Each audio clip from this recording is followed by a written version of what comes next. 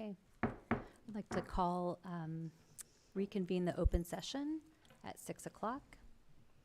And I'd also like to share our vision and mission. Every student receives engaging and challenging learning experiences to reach their greatest potential and thrive in a diverse global society. And the mission is to deliver exceptional, engaging, equitable, and collaborative learning opportunities for all students. We have nothing to report out in closed session.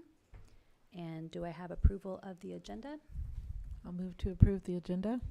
Second. Thank you. And any objections? So sorry. moved.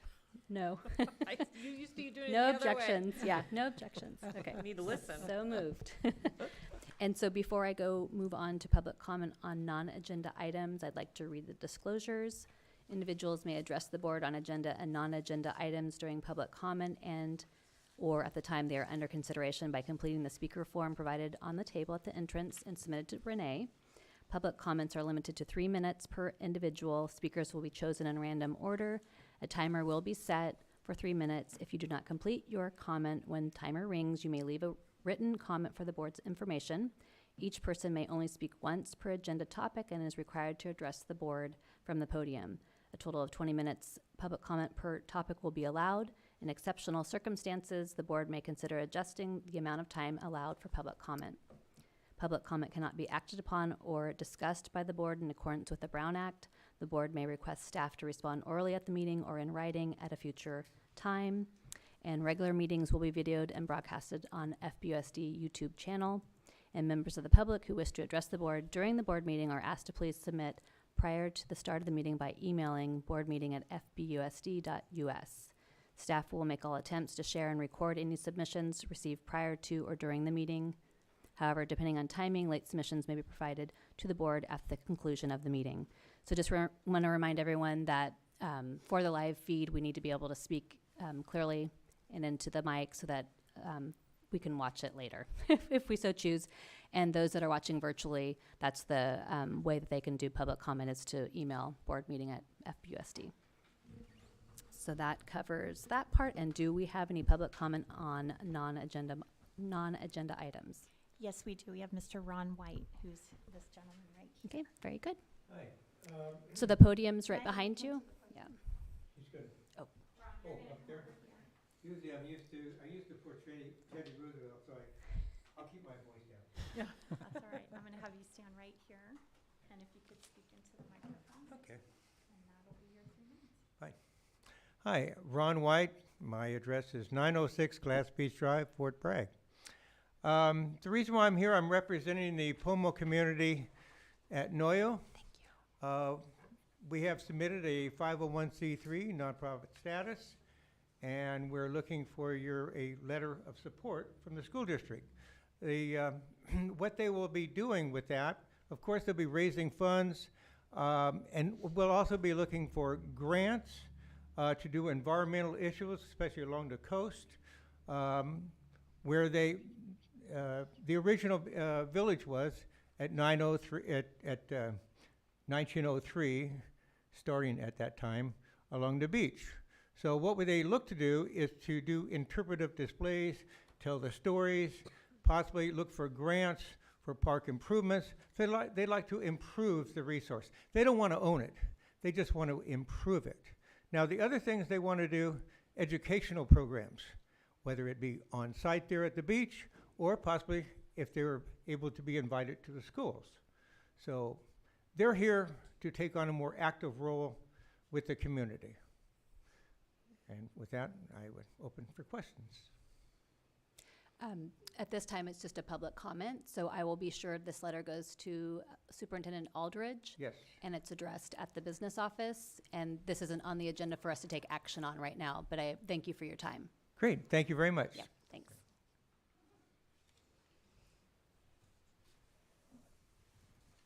Okay, the next item on the agenda is patriotic exercise. Trustee Babcock?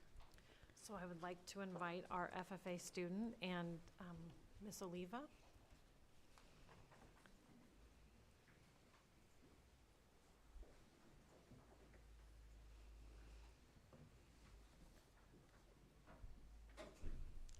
Hello everyone, it is my privilege to introduce to you Rebecca Valenzuela, who will be reciting the FFA Creed.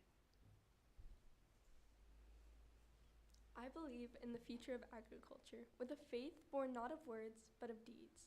Achievements won by the present and past generations of agriculturalists. In the promise of better days through better ways, even as the better things we now enjoy have come to us through the struggles of former years. I believe that to live and work on a good farm, or to be engaged in other agricultural pursuits, is pleasant as well as challenging. For I know the joys and discomforts of agricultural life and hold an inborn fondness for those associations, which, even in hours of discouragement, I cannot deny. I believe in leadership from ourselves and respect from others. I believe in my own ability to work efficiently and think clearly with such knowledge and skill as I can secure, and in the ability of progressive agriculturalists to serve our own and the public's interest in producing and marketing the product of our toil. I believe in less dependence on begging and more power in bargaining, in the life abundant and enough honest wealth to help make it so for others as well as myself, in less need for charity and more of it when needed, and being happy myself and playing square with those whose happiness depends upon me. I believe that American agriculture can and will hold true to the best traditions of our national life, and that I can exert an influence in my home and community which will stand solid for that my part in that inspiring task. Thank you. Very nice. Thank you. Thank you. That's impressive. Very impressive. And she competed last year, right, with the Creed contest as an 8th grader. So she's, Seasoned. Very nice. thank you. So the next item on the agenda is acknowledgements. So if I will have Superintendent Aldridge take us through. Certainly. So October is California School Bus Safety Month, also Crime Prevention Month. The board also wishes to acknowledge Week of the School Administrator that happened last week, National School Lunch Week, which is also last week, very busy week. American Safe Schools Week is this week. We had our earthquake drill today for that across the district. Let's see, Digital Citizenship Week is also this week. World Teacher Day was October 5th. Indigenous Peoples Day was October 10th. Okay. And the next item is 5.2. So our donations to the district, we received a $75 donation from Linda Meckling in memory of Danny Paoli to support the district garden program. Nice. And then next we have an acknowledgement that you'd like to recognize? Yes, thank you. So we wanted to take a moment to recognize the efforts from the Winos Motorcycle Club who have joined us. They raised $3,200 for our art and music programs. And so we wanted to say a big thank you. It's really awesome that you've taken up that mantle and that you choose to use your time to support our kids. And we just can't say enough of how commendable that is and how much we appreciate that. It's not the first time that you've chosen to support our students. You've done that in the past. And we'll do it every year for that. Yep. We can figure out how we help you next on something like that, you know. We did the girls softball, and then we did the music, and whatever you guys think might help next year. And then we're doing the toy run this year also, again, so that's coming up December 3rd. Awesome. And that'll be for kids from Rockport to Gualala, they'll support. Awesome. Well, we really appreciate your contributions to our community, and we have a certificate for you here, just as a way to say thank you, that we'd like to present. Awesome. And so, the letter here says, on behalf of Fort Bragg Unified School District and the Board of Trustees, we'd like to thank you for your ongoing support of your organization. And the assistance of organizations like yours helps to ensure that the educational enrichment programs continue to expand in our district. So thank you. Thank you. That's awesome. Thank you very much. Thank you so much. Thank you. Thank you. Thank you. Thank you. Of course. Thank you so much. Very good. Thank you so much. Thank you. For the kids. For the kids. Thank you. I can't wait to share with you how these funds get spent. So I can't wait. And we actually still have a guitar and a ukulele to donate to, if you know anyone any child that needs it. awesome. So actually, we'll be coming over in 2 two of us will be coming over Monday. We have the guitar, the ukulele, there's an amp, and I believe 2 more guitars that we'll be bringing over. Awesome. Oh, my gosh. We do have continued efforts to get more instruments that we can donate to the school. Okay. I'll be spearheading a lot of that. I'll be working with Ronnie and letting Ronnie know what's going on. Great. Well, thank you guys so much. I mean, this is huge, and we really appreciate the support. Feels and- just as good doing it as, you know, Yeah. you, so thank you. Awesome. Thanks for what you guys do. Thank you. Thank you. Great. Thanks so much for your time.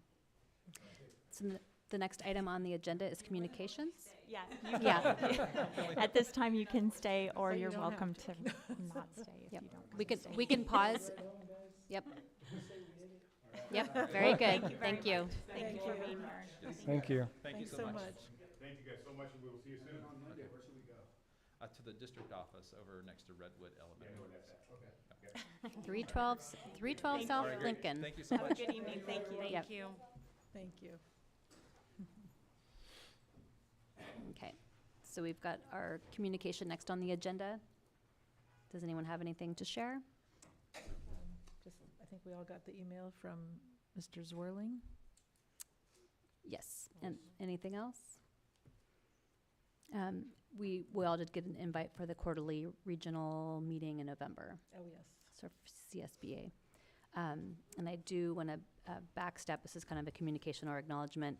I just wanted to acknowledge the heartfelt presentation that was at the football game for the announcer box signage for Tony the Mike Anderson. It was really lovely to see all the work. There was probably many people involved in that, but the presenters, Chance Tager, who's a football player and a student, Tara Larson and Bruce Triplett, actually had their presentation. So it was very nice. I just wanted to acknowledge that it finally did come to fruition.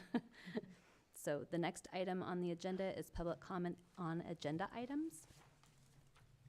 Do we have any in the audience No, or virtually? no, we do not. Okay. None. And we go right up to reports, which we have Three Rivers Charter School, Kimberly Morgan's the director.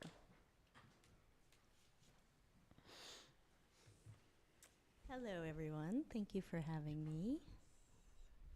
I'm Kim Morgan from Three Rivers Charter School. I know you all now. And I've prepared a slideshow for you this evening. This is our fall update. Do you want to Who has run it, the- or would you like me to? You could do it. I'll just give you a nod. Okay, I'll run it. Alrighty. Thank you, Renee. Of course. So we're off to a great start at Three Rivers. And my apologies, Superintendent Aldrich and Trustee Snyder attended our board meeting on Tuesday, so they got to see this slide presentation already, but we're delighted to have you at our meetings and establish our new relationship. It's been a pleasure. Last week was our School Spirit Week, which is kind of like our homecoming, and it was so wonderful to have it back in action as it was pre-pandemic. Our junior high 7th and 8th grade class won the coveted Spirit Week trophy that we've been passing from class to class since about 2013. We had our first ever Three Rivers Charter School Wacky Fashion Show, which was a hit. You can see the attendees in the bottom right corner of the slide. They're all holding up their 10s, which was the only option. But it's a week of dress up, and we had a door decorating contest. We do project-based learning, and the theme this year was the 7 Wonders of the World. And we had art at lunch that our student council students decided they wanted to provide art at lunch, and they did so. They pulled it off, and the Wacky Fashion Show was their idea as well. So yeah, it was a great week for all, super engaging for the kids, and it was a great way to bring us back together. Some other programs that we have going on, we've resumed our Friday electives that we weren't mixing student groups for a while, so we're glad to have that back in action. So 3rd through 8th graders switch around for a period on Fridays. And right now we're offering coding and gardening, stretch and strengthen. Student council is one, mindfulness leadership, and gardening. Did I say that? So those are some of our Friday electives that the students get to pick, and it rotates throughout the year. We've reinvigorated our student council that we took a break from during the pandemic, so that's great. There's 2 representatives from each grade level, and our junior high teacher, Mike Lang, leads that. And we're doing an art rotation. One of our teachers from the 3rd and 4th grade, that's kind of her specialty, so she's able to go into some of the other classes to teach art this year. Our music program is running. 3rd and 4th grade are learning the flutophone right now. And we've started field trips again. That class actually went to the County Museum in Willits recently. And our whole school got to go over and see the Fling Creek Circus and have a Q&A with the performers when they were set up next to our site. So that was pretty neat. What's a flutophone? It's like a recorder, but it's smaller for smaller hands. Thank you. Sounds amazing. I bet. We are really small but mighty right now. After school, we have a lot of different programs and enrichment happening. Our homework club has continued, so it's free after school with adult support till 4 o'clock every day. We have 2 competitive academic teams for the 5th through 8th graders that just began this year with our junior high teacher, Mike Lang. Math Counts and a mock trial team, which is super exciting. And he's also started a high school team that I believe he's invited whomever to come to, and they're looking to do competition. Our recreational sports program is happening. So once a week there's for the younger kids, and the older kids have a practice. Right now they're wrapping up volleyball and going on to ultimate frisbee. And we have our Tides after school program, so that's like for a small fee for the families that need aftercare, definitely every day till 5 o'clock. That's happening, and we expanded it to Fridays. We get out at 12 o'clock on Fridays, and it was a big need from the families, and we were able to pull that off this year. So we have from 12 o'clock to 5 o'clock on Fridays as well. We have the after school program. We continue with lots of our student supports. We have a reading intervention program by credentialed teacher Ginny Varnum that does small group and one-on-one reading pullouts, and we've expanded her hours this year. She's there 3 days a week. We have a student support counselor, Marcia Bart. The homework club is our student support, and we've added additional support staff during the day in the classrooms, pushing in to support students. Our PBIS program, Positive Behavior Interventions and Supports, the foundation of that at 3 Rivers is our Osprey Bucks. Osprey is our mascot. So we kind of like the Kachas at Redwood. We hand out our Osprey Bucks for showing our REACH values of respect, empathy, achievement, citizenship, and hard work. These photos were a project a couple years ago taken from our website, but each first Friday we have a REACH assembly, and a few years ago we formed a letter each month. And so the REACH assemblies on Friday are another thing that we do to bring everybody together. Now we do it in our outside tented area, which is our pandemic-induced cafeteria that we are enjoying having. And we do expectation stations after every break, coming together. The kids rotate from area to area to hear about behavioral expectations in each part of the school. Our school meals program is new, and I want to give a big public shout out to Harvest Market. Will, who's their new culinary director there, has worked with us to meet all the National School Lunch Program standards, and we are vending our meals from Harvest Market. And so we are ever so grateful. Here's some pictures of our black bean burrito. There's sandwiches, veggie lasagna, and some kiddos giving thumbs up. We also serve free breakfast daily off the breakfast cart. So between 8 and 8:25 when they get to school, kids can take breakfast off the breakfast cart. And then if they come late, they can grab it and keep it for snack recess time. So it's really working out.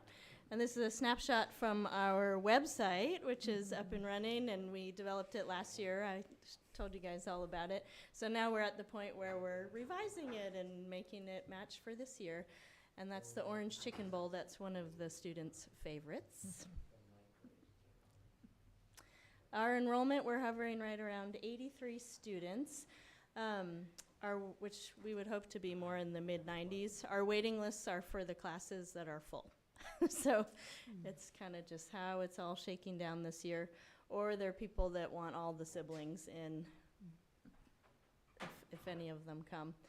So we do have a list for 23, 24 going, and hopefully we'll keep building our enrollment back. Here's a snapshot of some demographics.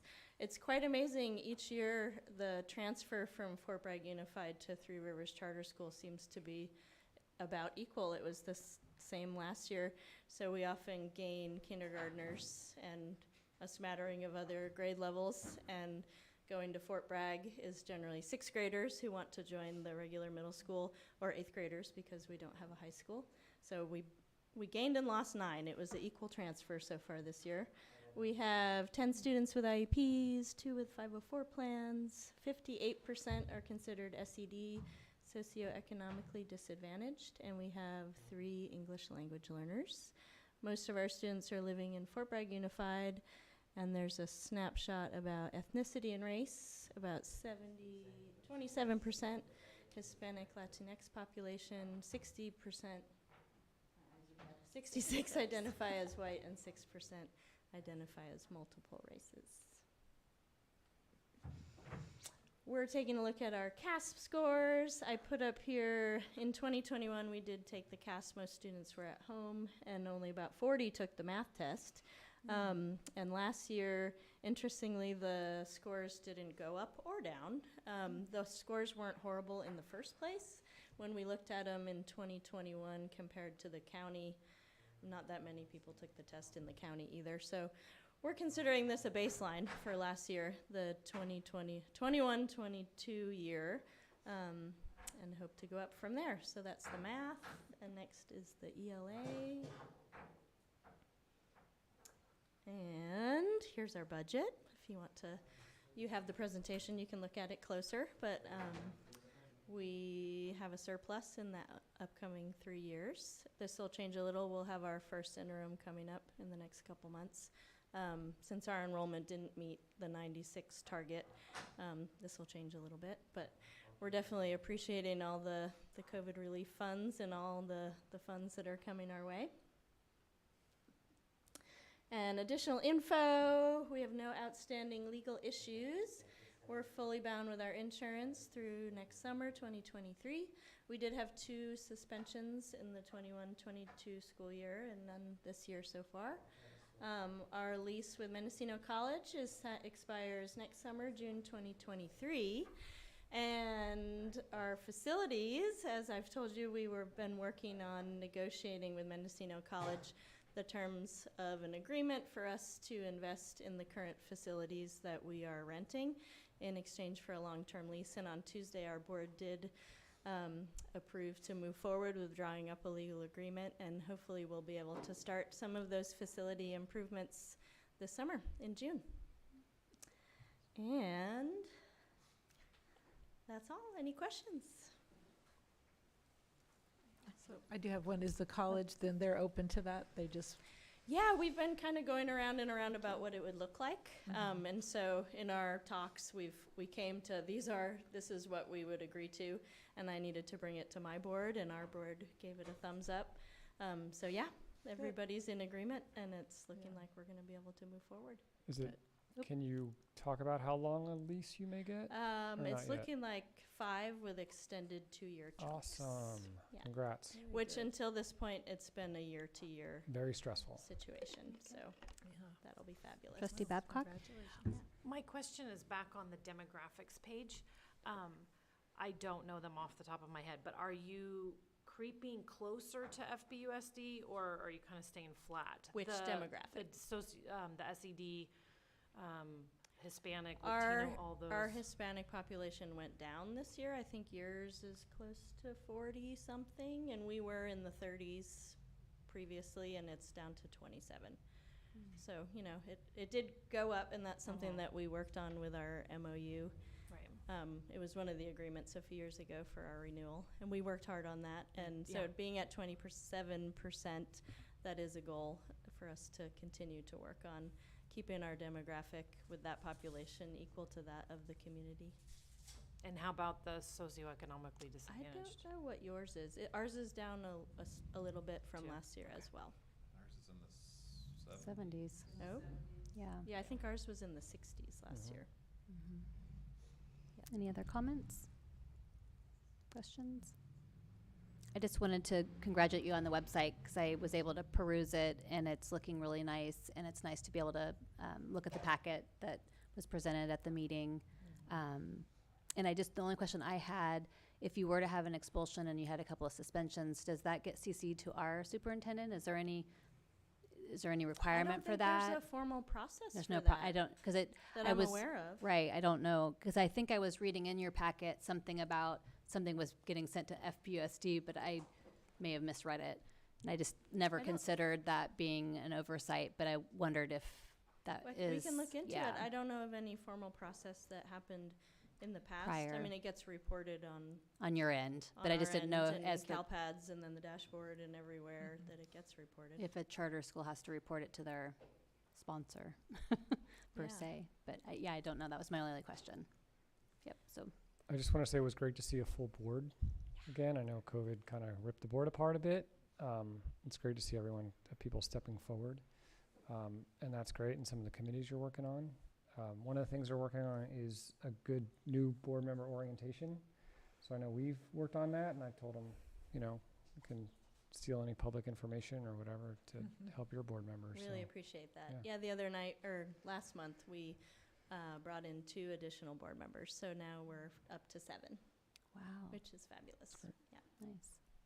And are your meetings virtual and in person or just in person? The board members are committed to attending in person, and we're keeping the Zoom option open. Like I know Trustee Babcock attended via Zoom recently, so we do have the Zoom going, Available. but we are all in the room. Okay, great. yeah. Thank you so much. You're welcome. And I do appreciate, Kim, when I emailed after attending last month, I mean, you were lickety-split, so I do appreciate, because I'm really not your constituency, but it was very professional and very quick, so I really do, and My pleasure.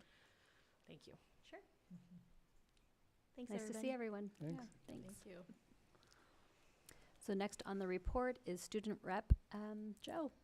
All right. Make sure my mic's okay. Okay. The report from Redwood Elementary starts with tomorrow morning. Yes, is morning opening, and families are welcome at 8:15. Sunday, the 23rd, is the first Harvest Festival since the pandemic shut them down, so that's super exciting. It is 11 to 3, and it also serves as a Parents Club fundraiser, and there will be games, crafts, a cupcake walk, and bounce houses, and more. On the 28th of October is Coffee with the Principal at Redwood, where you can learn about report cards and ask questions. On the 1st of November, there will be no school, as it's a professional development day for the staff. And there are mid-November report card conferences where families will be invited to meet with the teachers and discuss their child's progress. From Dana Gray, the school will be getting ready for Red Ribbon Week, which begins the week of October 24th. And on the end of that week, on the 28th, they will be having the second Golden Awards Assembly. For middle school, for Fort Bragg Middle School, the volleyball team's last game is the 26th of October at home versus Pomalita. Basketball will be starting up in November. And at the high school, happening right now tonight, is FAFSA night. So if anyone needed to get over there, it's going on until 8. On the 27th is the ELAC and DELAC meeting from 5:30 to 7 p.m. And on November 4th is the end of the grading period. And that's all in my report. And if it's all right with the board, I would like to make my exit and work on college applications. Absolutely. Thank you for your input. And I should have reminded or asked earlier, but if there was something on action or information discussion that you wanted to present on behalf of your students, the population, you could always do that during public comment. If you wanted to leave early, but you still wanted to express an opinion, if that's what you want to take your role That as is the good student to rep. know. I might Yep. organize something for next meeting. Yes. then. Okay. Very good. Thank Thank you. And I don't know if we have construction project update, Dawn. Okay, so I will proceed with superintendent report. 8.41. We have the physical fitness student participation and analysis report for 21-22. Thank you. So as you can see in the report, 90% of our students are meeting the standards. I know it's a weird, or we're it looks like it's reporting who's taking it, but I think those are the actual Aries reports it to the physical fitness test. So if you look at it, it's number of tested. I believe that's actually number who are succeeding in each of those areas. So our students are doing pretty well on that test, though they have taken out the one indicator that was controversial, which I agree with, the body composition. Just, it didn't make students feel very comfortable, I don't think, if they could do the other things and then get not passed because of a body composition or whatnot. That's just. Would so- that be like a BMI? They give you a Yes, BMI. like BMI or, Okay. they had, you could also do the caliper thing, but I thought that was probably worse than BMI for a lot of students, so. I agree. But hopefully we'll continue to do well, and maybe we can, I'll look into see if there's a way for us to pull down from the state system a better report for this. I didn't love this report, to be honest, so. Any questions from the board? I was happy to see most were in the 90s, high 90s, and I know in the past we weren't as flexible, but now we're getting that back. So the Yeah, next, it seemed overall pretty positive. yeah, so- I thought so too. Any other questions, comments? Otherwise, we'll go on to the athletic update. And we'll have our new athletic director, Brianna. Hello, my name is Brianna Drake. I'm the athletic director for both the high school and the middle school here in Fort Bragg. An update on our fall sports, which are coming to an end. For high school, cheerleading, it's the largest squad that they've had since 2019, with a total number of 27 on the roster. And they're expecting about that same size group for winter cheer. For cross country, they're competing well. Their times are improving at every meet. The total number on the roster is 9. Their last home meet was on October 5th. And their last meet is October 26th before their championship races.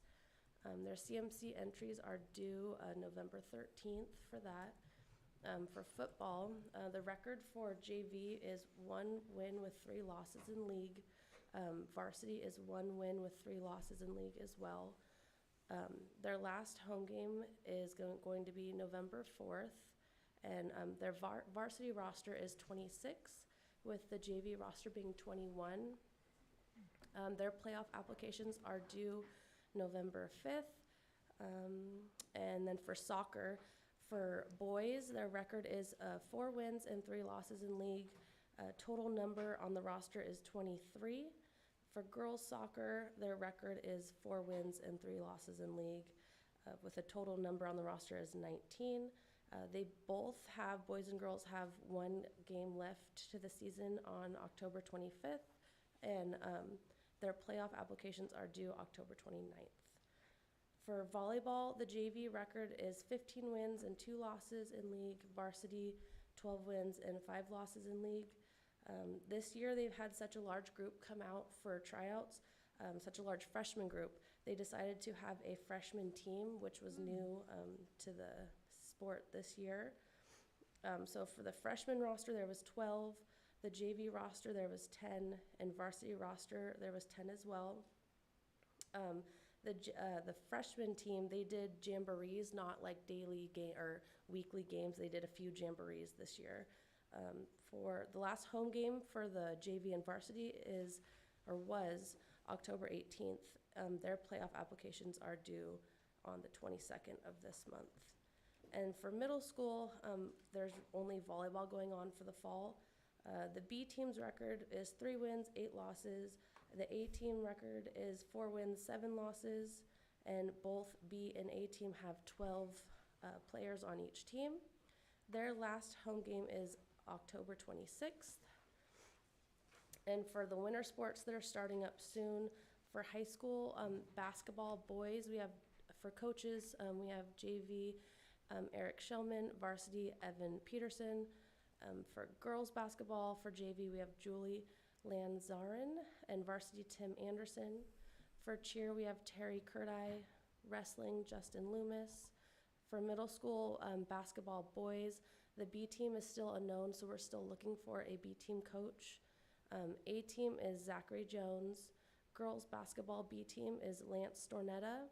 And A team is Derek Hawk. Wrestling coach is Justin Loomis for the middle school as well.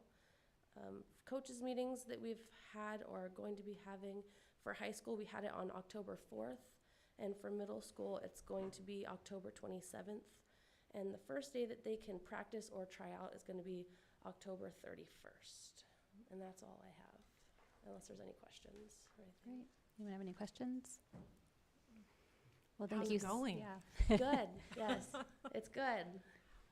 Thank you. You're welcome. It was great seeing all those cheerleaders at the homecoming rally. It was amazing. Just as many as the football players I remember one year, I think And we I had have to 3. say, it's that way from from day one. Pee-wee all the way, I mean, it's the way. crazy, because my Popular. nieces, yeah, it's, the cheer squads are huge. Wow. Well, we're happy to have an AD back on track and not having it be piecemealed through other staff. So thank you for taking on the position. I know it's hard when there's conflict resolution, and I know you'll fight for us because we were traveling so far. The divisions are really weird for our little schools for playoffs, and but I know you as a prior sports athlete, you know both sides of it and getting to know the other side. So thank you for your time. So I did have one quick question. I've heard that there could be some busing issues going to some games. Is that true? Yes, we are actually really struggling for transportation for our players currently. For example, for football, we typically have a bus for JV and a bus for varsity.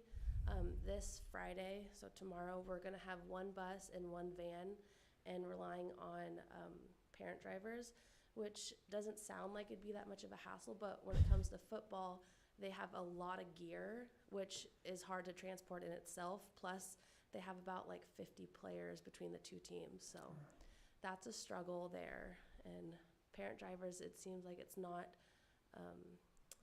there are not as many as there used to be, so that's a struggle as well. So Is it a lack of drivers? It is the lack of drivers. Bus drivers. All right. Yeah. Yeah. And Well, I've sorry, heard Miss there's- Bus drivers. Yeah. Yeah, I've heard there's been some people out also possibly, because it was better at the beginning of the year and now we've lost some, I think, is what I've heard, so. So do you know if both teams are going to be able to compete tomorrow, or we don't know yet? That's the plan. I checked in with the Oh, okay. coach Great. this morning, the varsity coach, to see if he had a plan, and he said he had it figured out. So I Perfect. haven't heard any other concerns on the busing for this Friday. Great. So. Okay. It sounds like it's gonna work out, so. Hope so. Thank you. Yeah. Thank you. Any other questions? Any other questions? No. Thank you. Okay, very good. So I wonder, the gear is tricky because the way over it's fine, but on the way back, you hope you have ventilation. So I don't know if the people have trailers, because I've been there as a student, not as a parent. So that gets tricky. But go athletes. So the next item is the district-wide update from Superintendent Aldridge. All right. So Renee, if you'll project the I will. presentation. Trying to share my notes a little more with everyone. October 22, that one. Thank you.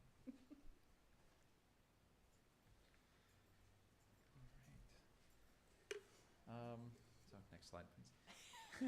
Not much on that version. So program updates. Our K through 5 teachers are in the process of identifying textbooks to pilot. So they're in that, just trying to get samples, take a look at them, see what's going on. So they're working hard on that for science and social studies and trying to figure out some of the processes between the two schools to get some alignment and settle in on a couple of products that we can pilot for a little while and then come back to. Our California School Dashboard will have a different look this year. They're only going to report out status with no progress. There's actually a really good video here. Renee, if you would click on. I will.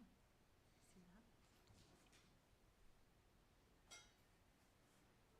The world looks different today.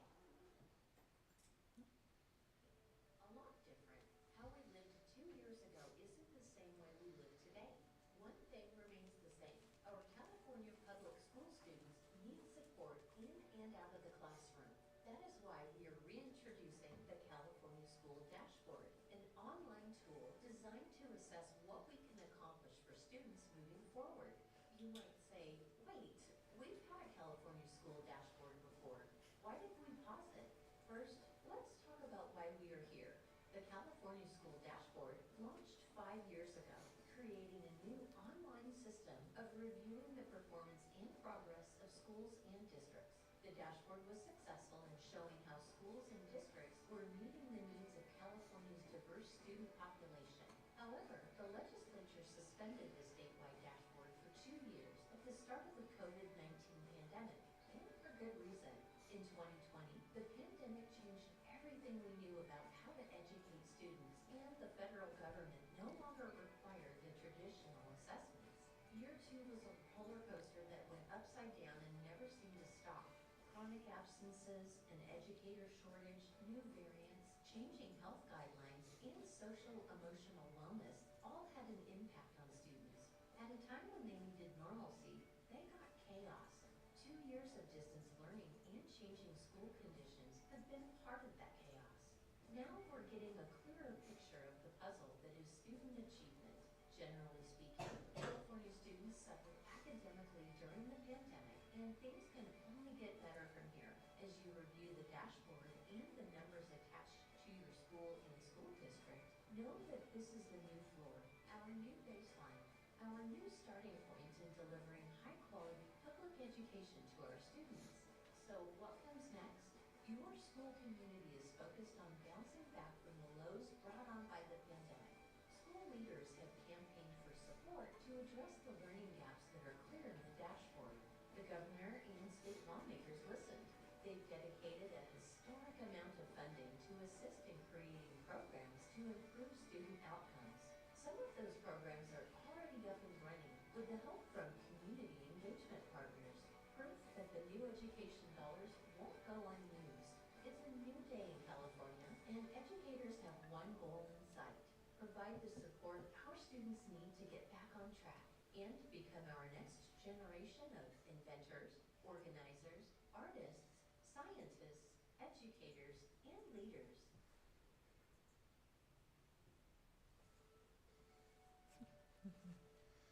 So I thought that provided a nice kind of refresh on where we are with dashboard. We will look on the next couple of slides here at our preliminary CASP results aggregated for the district. The site leaders do have it disaggregated, and they can also access the SERS reporting that works with that. Our statewide CASP results will be released on October 24th. According to them, we'll have access to preview them on October 23rd. So I guess on Sunday I'll be taking a look to see. Usually when they send them to us, we have the access right then. I tried getting in. They're like, nope, you can't get in yet. So I'll try it again tomorrow, though. We'll see. And then just kind of as a last note, because I just checked with Barry right before I came over here, we had our facilities inspections from our insurance carrier today. Only a few minor issues to be noted, but nothing of any significance. So the inspector actually said that we're very welcoming, that one of the nicest school sites, school districts that they've been to with our school sites and everything. So very complimentary, and so a good report there. As for our CASP results, this is our English language arts.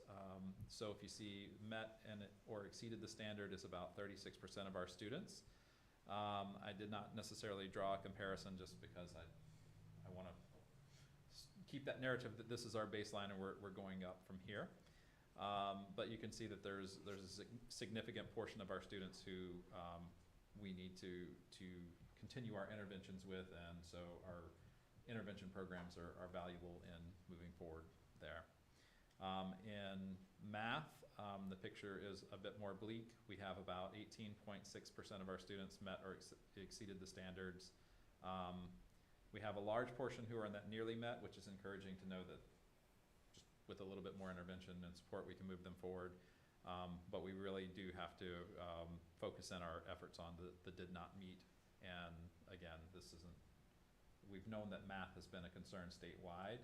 And so we're looking, I know that Lake County has some programs, and so I'm trying to reach out to other leaders and see what interventions they have in place and how that's working for them so far. Any questions on those before? Any questions? No. Fiscal updates, we're awaiting the outcome of our application for the TK facilities funding. I have reached out to them. I don't know, Wendy, if you've heard anything. No, I was asking yesterday, Kevin said he has no idea about it, we haven't heard anything. Okay, so I don't think they've released any results so far, so that's good news. It doesn't mean that we've missed out, but I did hear that there's $1.2 billion in request and only 500 million in funding, I think, so I'm not sure how that's going to work out. You've probably seen the headlines as well that the state's taken in about $4 billion. I think it's actually up to $4.8 billion less than anticipated in this fiscal year. Talking to the financial experts, there's no significant need for concern at this time, but it's something to watch as we move into our budgeting process, just to see how those revenues come in. They're so tied to the stock market that paying attention there, that's going to have a big impact.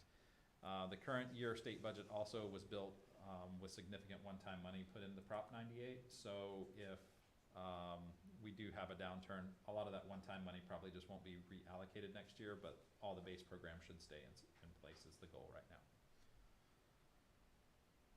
Under professional development, we are planning an amazing day of learning on November 1st for our teachers, and we've also invited our instructional assistants to be a part of that. We've secured a keynote speaker from the Boomerang Project named Kevin Ozar, and the Boomerang Project does the link crew and web. Yes, thank you. And so we're really looking forward to having, kind of a nice, I said a nice shot in the arm for teachers, kind of boost morale and really send them off into their day of learning with a good positive feeling. We're also going to offer some sessions for teachers, for teacher wellness and instructional strategies. Most of these sessions are going to be presented by our own staff, and so we're really looking forward to the conference style that's going to continue to feature the excellence of our existing staff. Kelly Smith also continues to provide excellent support to our comprehensive campuses. She's been instrumental in planning November 1st professional development, but she's also, while doing that, worked with all of our sites as well, and hearing nothing but good reports back from her from the work that she's doing. And that's it. If there are any questions. Okay, anyone have any questions? I'd just like to ask for November 1st if there's anything you think would be appropriate for us to observe. You don't have to answer that now, but if there's any part of the day. Maybe the general session that we do the first would be a great time if you can. We'll get the specific time for you on that. I believe at this point it would probably be around 8:30, 8:15. Yeah. But we'll get that. We're trying to get that nailed down tomorrow, so we'll get that information out to you. All right. And then also just over time, I know that not all of us have had a chance to observe Kelly Smith in action. So if there's future opportunities for that too, that'd be great. Awesome. Yeah, I'll ask her about what times would be appropriate for that. Thank you. Okay, very good. So perfect timing. We have next on reports, construction project update from Don Alameda, if he's ready. Just walked into the door. Boy, talk about timing, huh? Get some glasses on.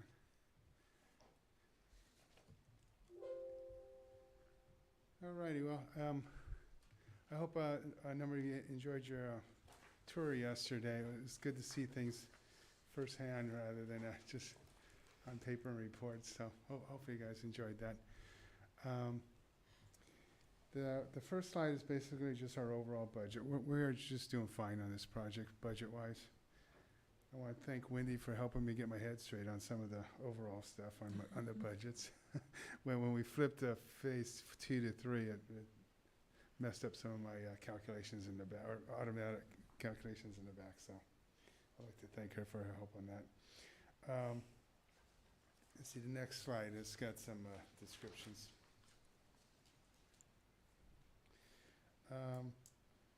Overall project status is, they're just moving along. They've got all the framing up. We've probably got through the worst of the worst, which is the roofing. Believe it or not, that's low odor roofing that we had there. Fortunately, most of the time the wind worked with us, but there was a few occasions where it happens on every job, at least when you have that type of roofing. But we got through that. There's not going to be any more of that. I had mentioned yesterday that there might be one more iteration, but at the end of the job. But actually, the only thing left on the roofing is a reflective coating, which won't stink. So we're past the smell. They're working on the interior stuff. As you saw yesterday, they've got soffits in and just working on interior pickup stuff on the rough framing, getting ready to put start towards finishes like drywall and so on. Really, the next steps is just continue on what we're doing. It's new construction. It's not as stressful or as bad as down the street with remodels. Remodels are always tougher. So, and you have a really good contractor, FRC. So, I'm just the old man in the room most of the time because they're just going along right fine. Okay, I'm ready for the next slide. This is their schedule and where we are on it. They've got the fire sprinklers rough-in mostly installed, and concrete floorings in obviously, and the most. I don't think there's much framing left at all to do. I think the framing's all done. So this is where we're from a line item we're about 3/4 into it, but the goal is, and we're still meeting that goal of finishing the job in February. The one thing that is the hang up is procurement, which you probably heard from a lot of other projects. And the windows are supposed to show up this week or early next week. If they haven't showed up already, that's a big hold your breath and see if the windows show up. I think that's going to happen. The one thing that's not going to happen is the transformer that actually powers the building is not scheduled to arrive to July of next year. So there's a pretty good gap between February and June of next year. I'm sorry, not January. So we could, if we want to, we could wait and move in the summer and not be affected, or we could, if we really want to move in spring break, we could start having negotiations with the contractor to do some temporary power. In this instance, it's a lot easier than other temp powers because there happens to be a switchgear that's still active that's right behind the building that used to serve the modulars. Now, it's not big enough to run the biggest load we have electrically on the new building, because it's essentially an all-electric building, is the heating and cooling. In our instance, heating. But I know that's not big enough to run the heating and cooling, but push come to shove, we could do a temporary setup and get the lights on and get operational. And if the climate, if the season works with us, we could do that. But that's a decision to be made as we get closer to the end, and we get a better idea from the supplier if in fact June is what they're holding to for that transformer. I mean, for the switchgear. Okay, next slide. Oh, just some pictures, but a lot of you seen it live. And usually when I do the report, it's at the beginning of the month, so they're always a lag and a little bit behind. But you can see, because pretty much the shape of the building is where it is right now. There's covered canopy in the front, and there's a little bit of a outdoor covered area in the back, which you can't really see in any of these photos. So it's just progressing quite swimmingly, I'd say. Okay, I'm ready for the next slide. This is phase 2, which used to be phase 3. That's what threw me on my head. And that is, the architect is working on design development, kind of segueing into construction documents. So most of the expenditures, if not all the expenditures, have been on the architect's side.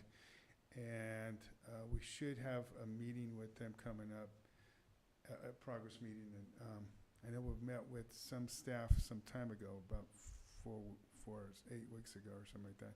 They're probably on occasion to do that coming up. But other than that, they just sort of been working in the background as well. We're working on phase 1. So, next slide.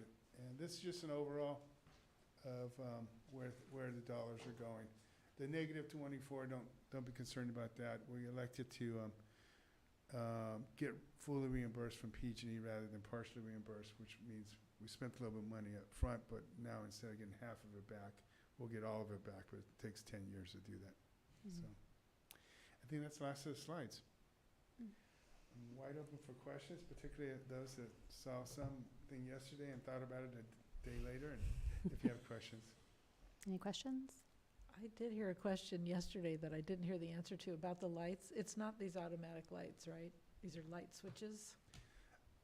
It's both. Oh, it's both. The Title 24 building code requires that you have daylight sensors for lights that are adjacent to windows. Oh, okay. And actually 2 levels.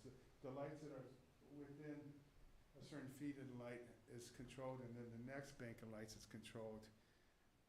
And then the rest are just not daylighted, but they have occupancy sensors. So if everybody leaves a room and a certain period goes on,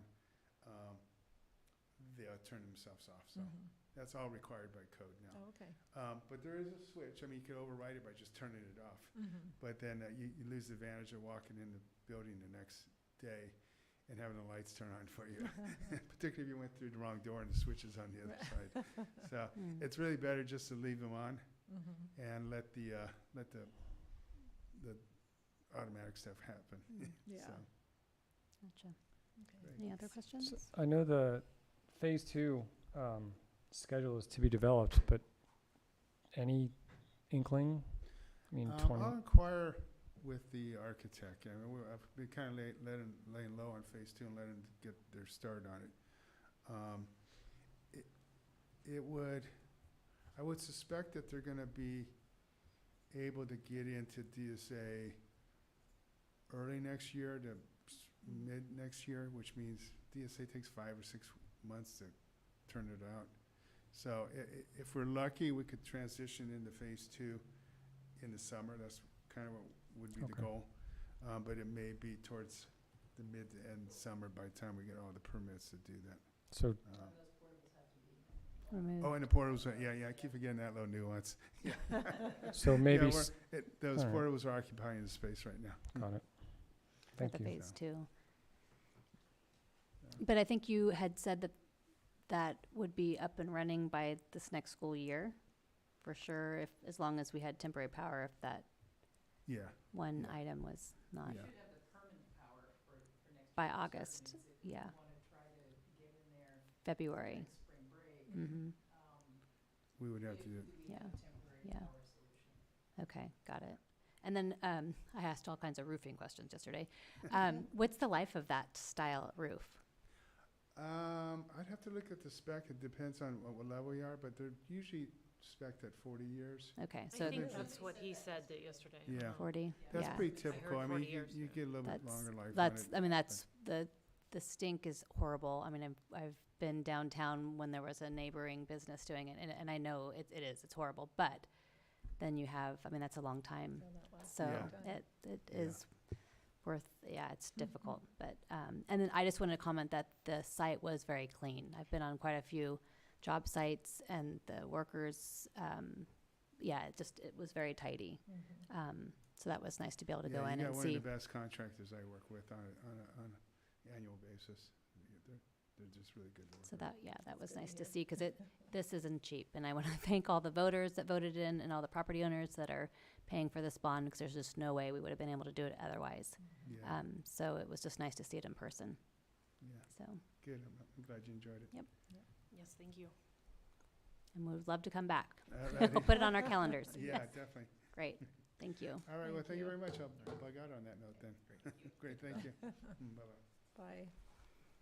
And so the next item is the Fort Bragg Middle School highlights. Principal Laura Vieira.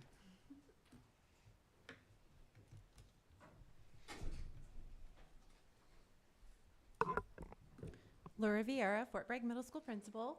I only focused on fun highlight stuff. Thank you, Mr. Superintendent Aldridge, for sharing our CAF scores. I'm not going to focus on that. I'm going to focus on why kids actually come to school. So, Renee, if you'll go to the first slide. So we have our web leaders, which are through the Boomerang project. Web is where everybody belongs. Our 8th graders are mentors to our incoming 6th graders. This year, they all have the same color t-shirt. This year it was yellow. You can go to the next slide, please. And so they helped with 6th grade orientation the day before school started. And then during lunch, they meet their 6th grade squad out in our quad, where, as you can see, we have Big Connect 4. There was cornhole. You can go to the next slide. There's board games, just all kinds of things that they did to support our students. And a shout out to our web advisors, Tracy Perryman, Jason Godak, and Ryan McGee, and Mark Chimolino also helped support them throughout the school year. And then our lunchtime activities, wait, go back, wait. Sorry. Where? Nope. Yep. Next one. Sorry. For our lunchtime activities, a lot of this was done by our leadership class, which is an elective that Mr. Becker is the instructor for.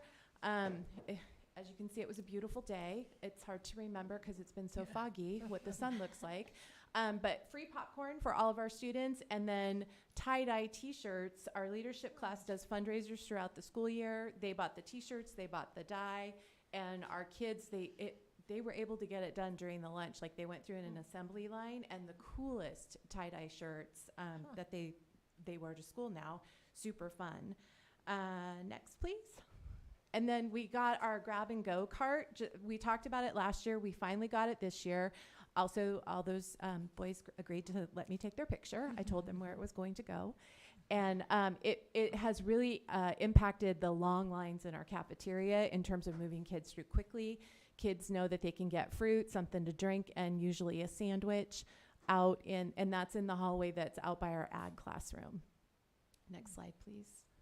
And then this is just another Friday where our leadership class did a karaoke. They had board games. They had, I don't know if cornhole was, I think cornhole might have been out on the field that day. But you can just see how well our campus is used, and all the socialization and just being together with their peers, which is what middle school kids want to do.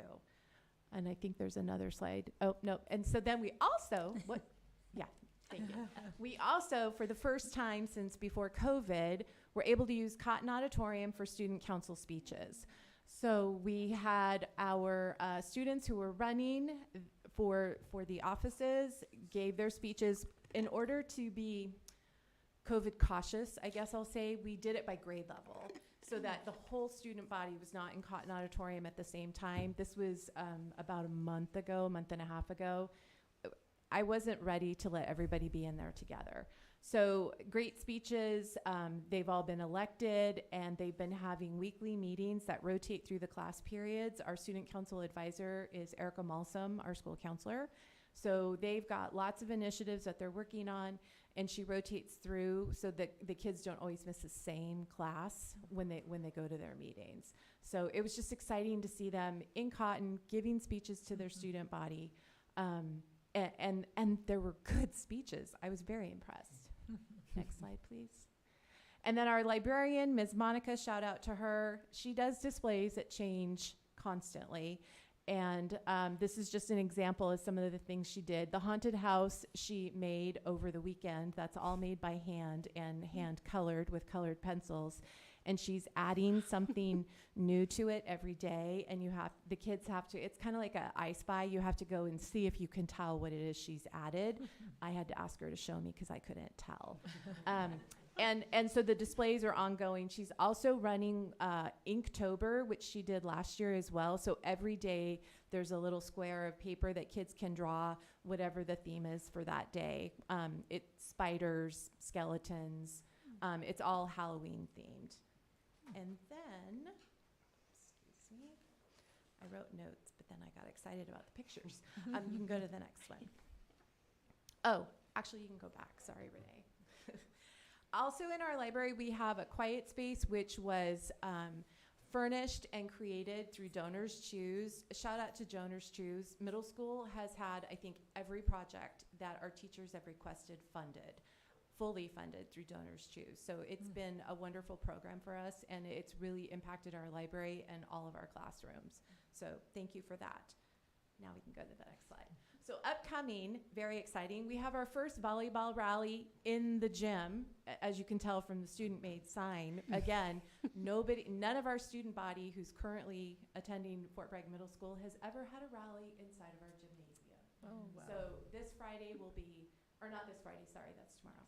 Next Friday, we will have our first rally with the bleachers, and everybody can be in there if they so choose. It's not, they're not required. They can choose to be in there or not. So everybody's super excited. Our staff team has been busy practicing, and our school chant, I guess I'll say, for our staff every time we have a staff athletic team is 1, 2, 3, don't get hurt. So that's happening on the 28th. Also on the 28th is our second school dance of the year, sponsored by Fort Bragg Middle School Parents Club. We've been holding our dances in the quad. We actually have more participation, and it's quite honestly easier to supervise when they're all in one location instead of moving between the gym and the quad. So that is happening next Friday.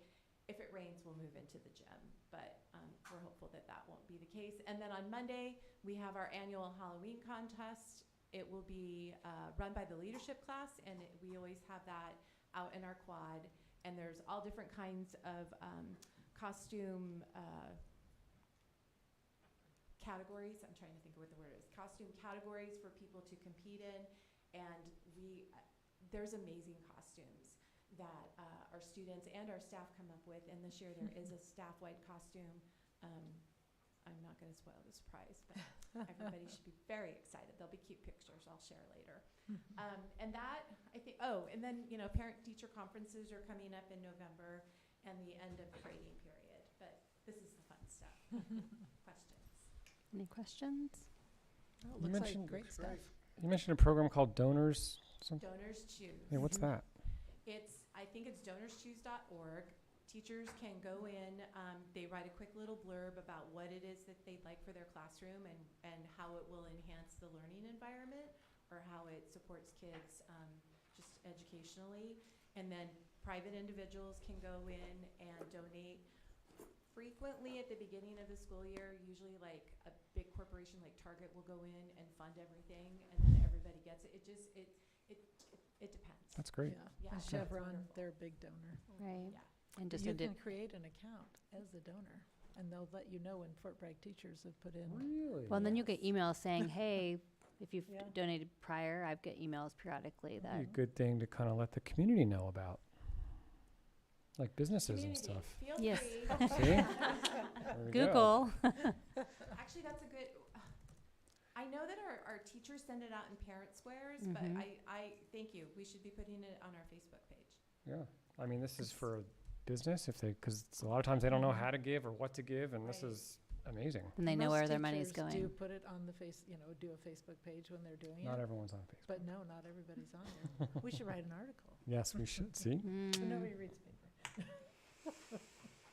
Well, thank you very much for the Yeah, thank you. presentation. I did attend a Friday, and it was really engaging for everyone. Everyone really had something to do, and it didn't seem like anyone was lost. Because I know, years and years ago, going from Dana Gray to playground to nothing. I mean, the outside is just socialization. So there's libraries been for everyone. It's a really good student hub. So it was really fun to see that.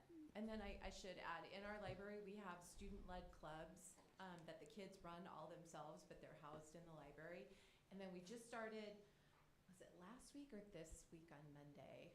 Mr. Chimolino at lunch has started intramural soccer. So we've got soccer teams that are good. competing, and then, they're moving through all the brackets, and kids are super engaged. And the kids that don't know what to do or get lost, we look for them specifically. No one was lost. I mean, everyone, like I said, everyone truly was engaged and knew where they needed to be or wanted to be. So that was not always the case, when I was a kid at middle school. And I should mention, my husband was downtown one weekend, and a parent approached him and said, hey, tell your wife to tell the teachers at the middle school they're doing a great job, because my kid was disappointed it was Saturday. Oh, my gosh. Wow. In Wow. middle school. So everybody the kids are super happy to be back, super engaged, and I'm just delighted we're getting to do more typical things. Yeah. Yeah. Thank you. awesome. Yeah, really, I don't know if that'll be every Friday with the weather being, but it's pretty inviting if anyone wants to pop in there. Just sign in as a Yes, yep, sign in the office. Before Kim leaves, I want to thank you both for presenting all that fun stuff with kids. That was so fun to see. That's just heartwarming. Thank you. Creates engagement. Yep. Yeah, very good. Thank you. So next on the agenda is CSCA report. I think we have Martha. Yeah, Martha Lopez. Thank you. Good evening, everyone.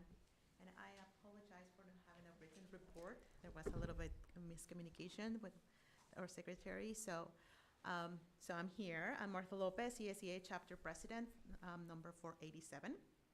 It's a long title.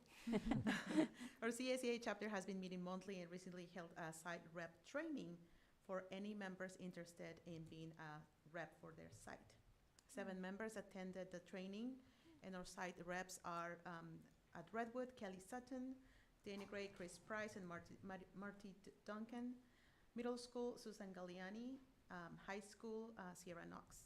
And as president, I always have the opportunity to attend monthly meetings with a superintendent to maintain an open dialogue. And I am so grateful for that. We are very grateful for that. We keep recruiting new members at our new orientation meetings that are happening monthly.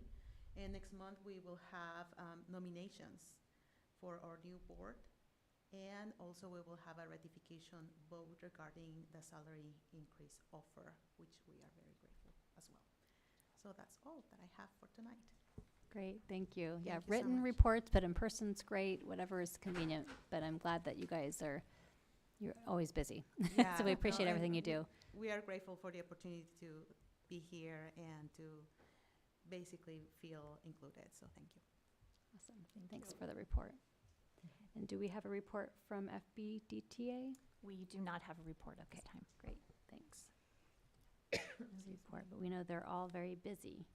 And we appreciate everyone, what they're doing and getting back on track, and hopefully had a little break at fall that will be ready for the rest of the year. Yes.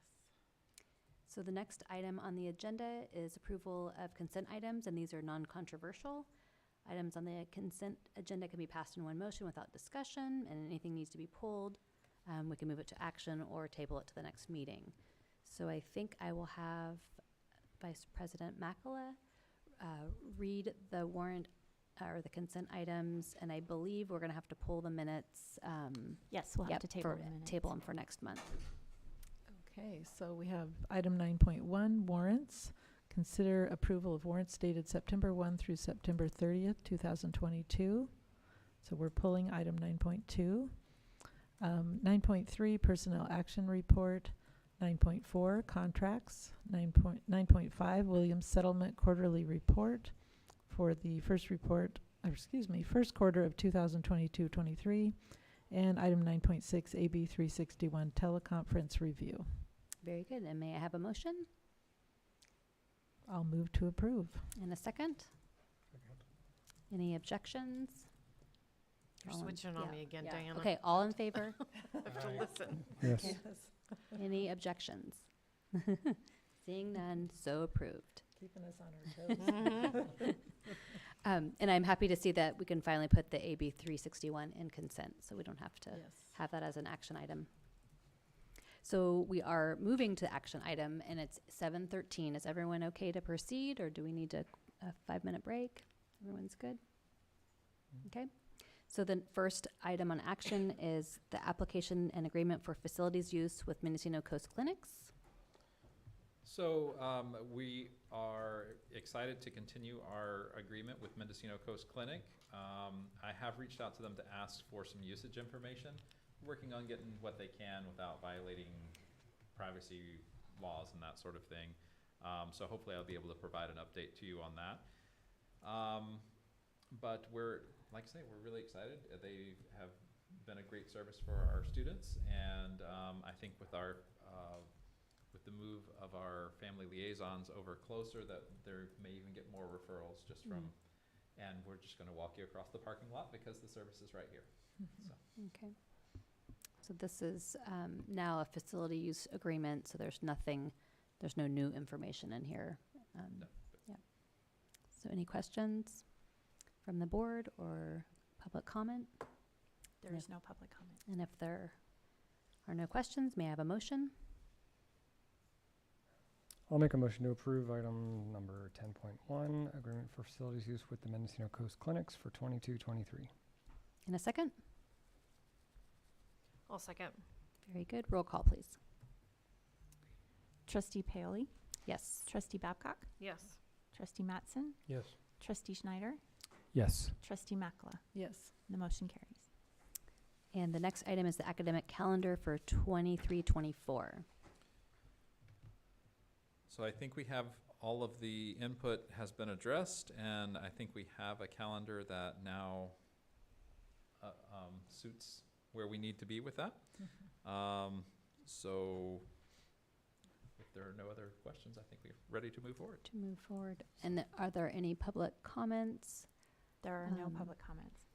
Any questions from the board other than? Just a quick question, not so much, I think it's relevant because it's part of the calendar. Minimum days. I know they're not on this calendar, but they are on the calendar eventually. Has there ever been talk about changing the minimum day to afternoon instead of morning? We are you So mean like having, having the yeah, reversed like the a way it late is now. start rather Yes. than a, oh, okay. And you don't have to answer that question per se. It's just more, I don't know the history of that, but I can ask to see if that would be more convenient. I'm sure it has to be negotiated and all this. I'm still thinking about late starts and kids getting up too early and all that sort of thing, but just a question. We did do that here, how many years ago, Kathy? Long time. Long time ago, but we did that for a few years. And do you remember how it worked out? At the It's high great for the school, it adults, was- but- yeah. but I It don't- was, as an adult, we were fresh for the meeting, so that was good. Right. Just- Yep. And then my interpretation of that is that the later they have to get up, the later they'll stay up. So I know teenagers. And I think as a parent, the change in that, like if every day to try to Wasn't let the them same, sleep yeah. in and then I've got to be And at then- work, but then they don't have to get up and, I mean, I could see, I'm sure it could be a huge I'm discussion, sure. but. Yeah, Just- but it's just always curious nice about to look at pause things. and evaluate, but yeah. But I wasn't a parent at that time, Right. I was. Yeah, yeah. As a Yeah, staff that's- member, it was amazing, Yeah. yeah. but I don't know think what it was like for because of the kids in sports. We had, Yeah. it's kind of nice, at least on Wednesdays, we didn't have to worry about athletes missing class. Right. So it looks like the start day will be on a Tuesday, and then the emergency makeup day is in March, and it didn't conflict with any contract language, and there was no staff objection to this calendar. So that's why we're left with this one. So it's kind of our third read, I think. Yes. So Yeah. I think we're ready for board action if there are no other questions. A motion. I'll make a motion to approve item 10.2 academic calendar for 2023-2024. In a second, I'll second. and roll call, please. Trustee Schneider? Yes. Trustee Mattson? Yes. Trustee Paoli? Yes. Trustee Makla? Yes. Trustee Babcock? Yes. The motion carries. Very good. And the next item on action is memorandum of understanding with Mendocino County Recreation and Parks Department for Early Learning Opportunities Program, which is also known as ELOP. So the MOU has undergone some changes, but nothing substantive. Beth and I have been working back and forth trying to dial that in. I did get word today that there may be a desire to add some indemnity language. That word is always the hardest word to say. So we may get one more revision to it, but I would anticipate that's very standard language. And so it may come back before you again, but I would recommend approval as it is, and I'll bring that update to you as that language gets decided upon. Okay. Any questions from the board? Is this a renewal of an MOU? So it looks very similar to our ACES MOU. So you may have seen that iteration because this is a new program. It's a new MOU that looks, like I say, very similar to the ACES. Actually, I think it may not have quite as dialed in on some of the things as ACES because it's not as restrictive funding. So. Okay. Any public comment? No, there's no public comment. And I like the language in the last paragraph, which you can make changes or amendments if both parties approve, and it can be canceled and within 90 days notice. So that's nice language to have, you'll have monthly meetings, so there'll be anything that's not working can be adjusted. So I appreciate the work. May I have a motion? Well, just, There's sorry. no other- Yeah, so the further ELOP questions? program, so there are requirements that you have to follow, right, to get this Yes. funding? And Well, we get the funding with there are requirements we have to follow to not have to pay it back. So okay, it's a little different than the ACEs, and where we had to go through an application process and we have to have certain number of attendance days. With ELOP, we have to have a certain percentage of our students participate in the program at some point during the school year. So the goal is to have, 80% of our K through 6th grade students participate at some point in the program. So if they come for one day in the year to one special thing, that still counts as attendance, and will go in for funding as we understand it at this point. and which party is going to be responsible to make sure that we meet those requirements? So we will have attendance, so the MCR, the rec department's staff will input attendance, we will review it and submit it to the state, so we'll keep an eye on it on both sides to ensure that we're approaching those goals. If we don't meet those goals this year, there's no penalty for that, but starting next year, we'll want to have that in place. Okay. Oh, And that's this nice. also does count, our summer school counts towards this as well. So any participation we have with students there will benefit the attendance requirement of this program. And I only ask because of the number one deliverable for the school district. I just want to make sure we're not putting too much on ourselves, so we get them. I don't believe so. Okay. Okay. Thank you. Absolutely. Okay, so are we ready for a motion? I'll move to approve item 10.3, Memorandum of Understanding with Mendocino County Recreation and Parks Department for Early Learning Opportunities Program, otherwise known as ELOP. In a second. I'll second. Roll call, please. Trustee Babcock? Yes. Trustee Mattson? Yes. Trustee Schneider? Yes. Trustee Paoli? Yes. Trustee Makala? Yes. And the motion carries. Very good, thank you. And 10.4 is public disclosure and resulting salary schedule adjustments. Wendy Boyce.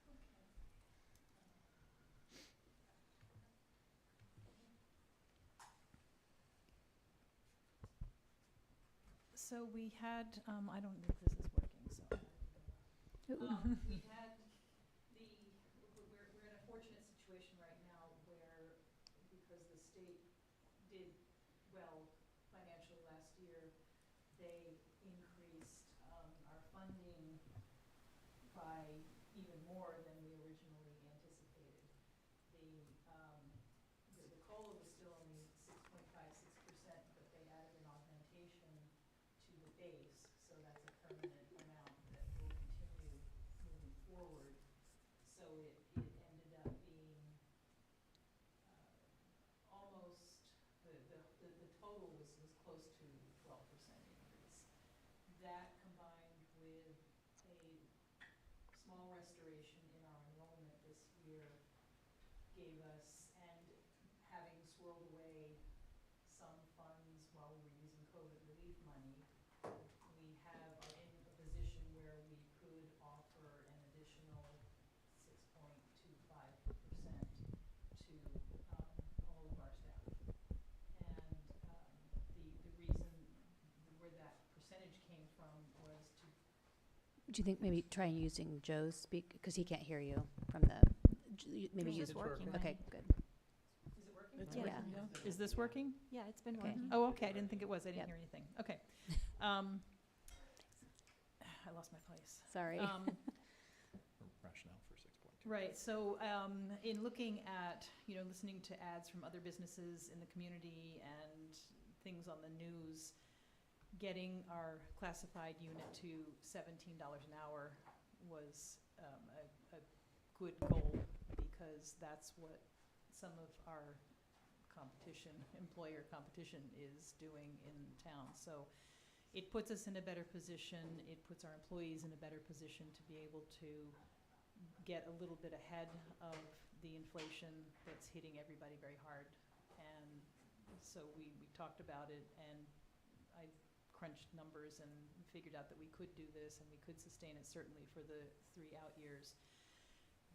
There's a little bit of unknown in that we still have a lot of one-time money that we're spending, and some of the amounts that are shown on these reports for the ending balances are going to go away a little bit, but not to the point where I'm concerned about it. And we also have a reserve that we haven't had in the past. So if something did turn south, we will be able to make gradual changes and adjustments to our programs rather than any kind of wholesale destruction of any programs. So we're in a very good place to do this right now. It's exciting. Yes, it is. Any questions? Trustee Snyder? I'll just be honest. This makes me extremely nervous. I think it's great. I mean, everyone deserves a raise, and I think having a minimum wage of 17, I wish it could be 20. To be honest, it just, I know we have money right now, and ADA is looking good, but it just makes me very nervous, as I'm sure. It does, but there are so many places where we can adjust if we need to. And that's why I'm not as nervous. Twitchy. As I would be. Not quite as twitchy. Because, this increases pension cost. I mean, it has a very large effect. The total cost long-term is effect. very large, Yeah. long-term. But there are a lot of layers of things we've added recently that we could peel away or scale back if we absolutely had to. So without completely decimating programs. So there are adjustments we can make if we need to. Well, having said that, I just want to commend you and superintendent and past superintendent for enabling this to happen. Because I think there's a lot of districts that have money and who are not able to do something like this for their staff. I think it's really hard to get quality employment, and this is going to help a lot. And so just, thanks for being so diligent and increasing our reserve, which I think is vital. So. Right, I think that's the piece. I think we've working on that for a few years, 3-4 years, has given the flexibility. Any other comments? Okay, any public comment? Nope. Okay. So seeing no other questions, may I have a motion? I'll make a motion to approve item number 10.4, public disclosure and resulting salary schedule adjustments. And I'll a second second, thank you. And roll call, please. Trustee Makla? Yes. Trustee Paoli? Yes. Trustee Babcock? Yes. Trustee Schneider? Yes. Trustee Mattson? Yes. And the motion carries. Very good. And so the next item on, actually our last item on action is the CSBA board policy update 4114 for transfers, which slipped through the cracks.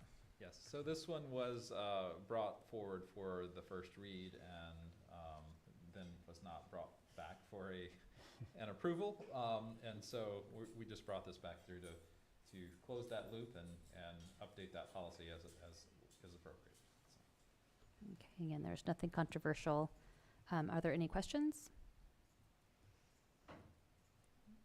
Okay, and if there are no public comments, may I have a motion, please? Make a motion, we approve item 10.5, CSBA board policy update. And a second. Second. Very good. Roll call, please. Trustee Babcock? Yes. Trustee Mattson? Yes. Trustee Schneider? Yes. Trustee Makla? Yes. And Trustee Paoli? Yes. And the motion carries. Very good. So it moves us to our information and discussion. And the first item is Board Policy 7310, naming of facility. Mr. Aldridge. Alrighty. So I created a presentation for us. I can share this out with you afterwards. I kept tweaking it up until this point, but it's pretty brief. Just an analysis of the policy. When we actually look at the next slide here, policy 7310 does give the board the right to name a facility or change the name of a school that lies within, that responsibility lies with the Board of Trustees.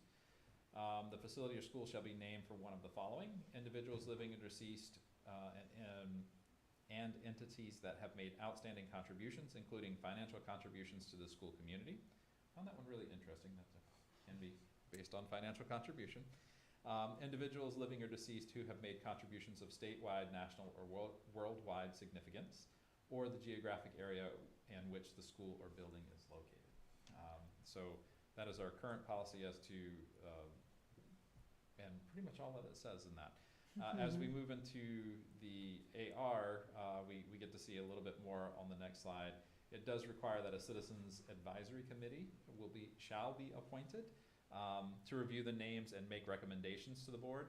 Again, it's recommendations, and we'll look at what the Citizens Advisory Committee, what some of those tasks are, because I started going down that rabbit hole. Before adopting any name, the board will hold a public hearing to get public input on a proposed name. And when naming or renaming a district school, the board can specify the duration that name will be in effect. I thought that was interesting. Mhm. I think that goes back to that financial contribution piece that's in the language. Give us $1 million, we'll name it for 5 years or whatever. On the next slide, we have our Citizens Advisory Committee information. If it's appointed by the board, it is governed by the Brown Act.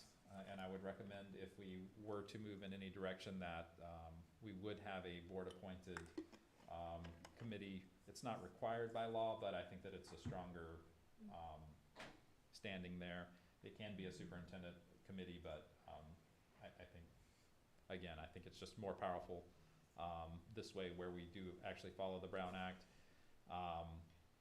We do have our AR and board policy 1220 that outline the requirements for the information and the work of the committee. It's actually quite detailed and provides quite the outline. The work would be shared with the committee at the first meeting, very structured outline, board policies that are relevant, all that kind of thing are connected. The committee meetings are public and must allow the opportunity for public input, just as we do at these meetings. The committee recommendations are not binding for the board. They're just recommendations, so the board still has the ultimate decision making. The membership of the Citizens Advisory Committees should also reflect the diversity of the community and represent a diversity of viewpoints. That's also in our AR. So in moving forward, if the board chooses to move forward, I would think that deciding on a Citizens Advisory Committee, deciding on a task for that, because that is sort of the first idea that we would have to come to, is what do you want that committee to answer? If there is anything that you would want to answer, is it a yes, or is there a recommendation, or what direction would you like to go in this situation? So, and beyond that, I can do more,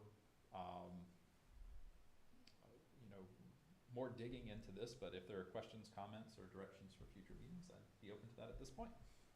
Okay, are there any questions? This was just brought up so that our board could know maybe what we would be tasked with if,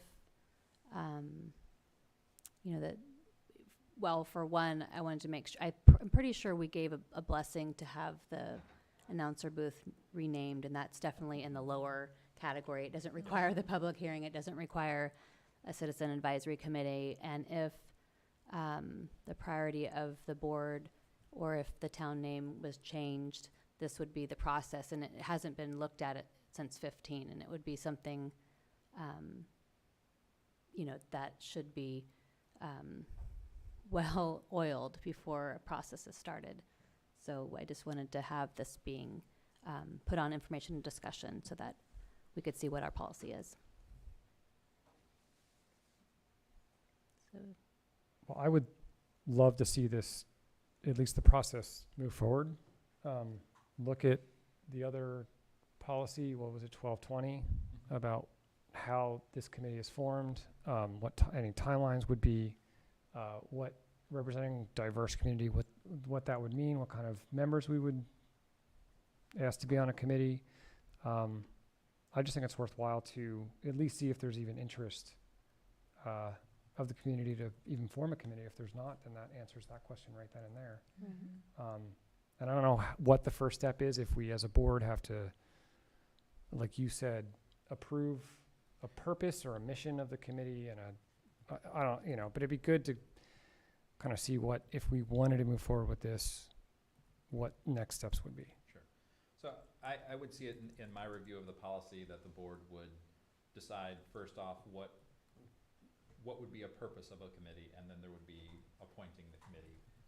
So I would see that as probably at least a two-step process of here's the purpose, and then we recruit for the committee, and then the board gets to appoint to that committee as they see fit. There's not a lot of definition for the diversity of viewpoints. I think the idea was just that it wasn't all one viewpoint or another trying to push anything through, that it represented what we can anticipate from the city's viewpoint and the process that they've gone through. We know that there are going to be at least two viewpoints in the room, if not more. Right. Right, for sure. And is it my understanding, Diana, that I know you followed, that the city is revisiting the name? Well, so I had spoken to one that probably was maybe going, there was recommendations that was presented to the city for the city name change. And those recommendations did not have the yes, we're going to change or no, because the group couldn't come to a consensus. So they had a number of other bullets, and there was going to be an ad hoc committee to maybe speak with the school and get some history and some sort of collaboration going, and that was kind of what that committee was going to do. But I had maybe heard a rumor that there might be maybe a different group or community members that wanted to try to get a referendum next year on the ballot. It's too late, you know, for obviously November. But what that is, I think that's the committee. So I did inquire with the mayor, and he didn't know anything about a community group that was doing that, but it might be just getting worked, you know, in. So I'm going to monitor the city, because I just don't, me personally, I don't want to facilitate that whole process at this level, but I am going to keep monitoring what's happening with the city's work, because they spent months and months, and it is very contentious, and I don't have the stomach to host something like that from here at this point. So, but I'll keep monitoring, and I mean, that's what I found out.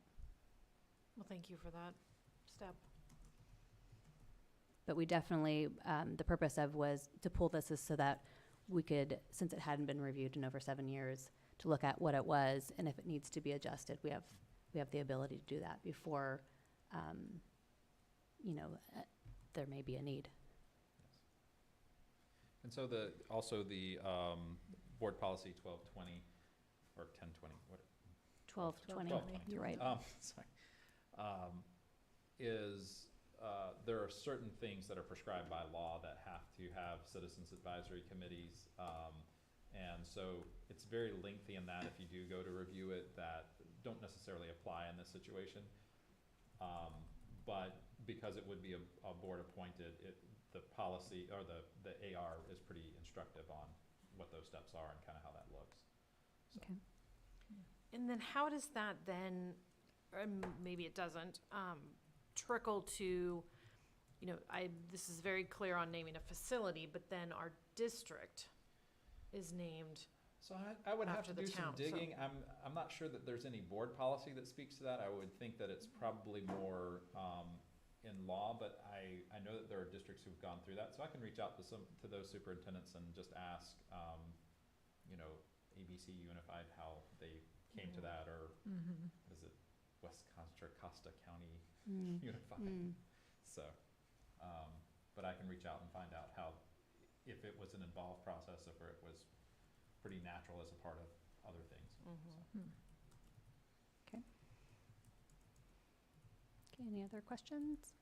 I think just a last comment. I think my interest is in the facility part, not the district part. And I just think it's deserving of a conversation further conversation, maybe with community. So again, I don't know what that process would be or how to start. And I don't know if anyone else is interested in having this conversation or not, but I just wanted to put it Well, out I'm there. curious as to the difference between the district name and the facility name for you. For me, Yeah, how is that not, So- how they're not tied together? because I think that I'm more interested in hearing ideas and thoughts on changing the middle school and high school names. Like we have Dana Gray and Redwood.